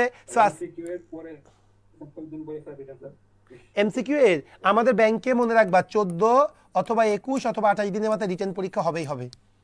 এমসিকিউ পরীক্ষার পরে 14 দিনের মাথায়, 21 দিনের মাথায় অথবা 28 দিনের মাথায়। সো সময় পাবা না। জেনারেলি আমার যতটুকু ধারণা, জানুয়ারি মাসে যে 2025 সালে যে সিনিয়র অফিসার, ঠিক 21 দিন বা 14 দিনের মাথায় রিটেন হয়ে যাবে। ওকে, সো আবার ভালো থাকবেন আপনারা সবাই। দেখা হবে ইনশাল্লাহ নেক্সট ক্লাসে। আমি আবারও বলবো, উইদিন দিস টাইমে আপনাদের যদি কোনো ফ্রেন্ড থাকে যে ব্যাংক জব এনথুজিয়াস্ট বা ব্যাংক জব এক্সপেক্ট্যান্ট, তাদেরকে আপনি এই রিটেন ব্যাচের জন্য রিকমেন্ড করতে পারেন। আর ফাইনালি যারা আমার সাথে যে 49 জন এখনও আছে, তার মানে তোমাদের আগ্রহ আছে, তোমাদেরকে বলবো এই ক্লাসটা তোমরা অবশ্যই শেয়ার দিয়ে রাখতে পারো। কারণ ট্রান্সলেশনে এই ক্লাসটা তোমাদের বেশ ভালো একটা আশা করি কাজে দেবে। তারপরে তোমরা বোঝো, হয়তো এক একজন এক এক রকমের শিখাই, তোমরা হয়তো যেটাতে ইউজ টু সেটাতে তোমরা করবে। কিন্তু অনুরোধ থাকবে, আহামরি গ্রামার টানবে না ট্রান্সলেশনের ক্লাসে। কারণ আহামরি গ্রামার টানলে তোমার লেখাটা স্লো হবে। এবং কেউ কখনো, যারা চাকরি পেয়েছে তাদের কাছে একটু দয়া করে শোনো, তারা কেউ কোনোদিন বলবে না যে ট্রান্সলেশনের সময় আমি কোনটা নাউন, কোনটা প্রোনাউন, কোনটা কমন নাউন এইসব চিন্তা করেছি। কেউ কখনো চিন্তা করে না এগুলা। সো এইভাবেই ট্রান্সলেশন না, এইভাবে ইনশাল্লাহ আমরা শিখবো। আল্লাহ রহিম রহমান চাইলে আমরা একটা ভালো জায়গায় পৌঁছাবো। আমরা একটা পরিবার হয়েছি, এই ফ্যামিলি মিলে আমরা কিন্তু ভালো করার চেষ্টা করব। আর একটা কথা, যে কোনো প্রবলেম তোমাদের গ্রুপ যেটা করা হয়েছে ওখানে আপলোড করবা, আমি রেসপন্স করার চেষ্টা করব। ওকে, ভালো থাকবেন।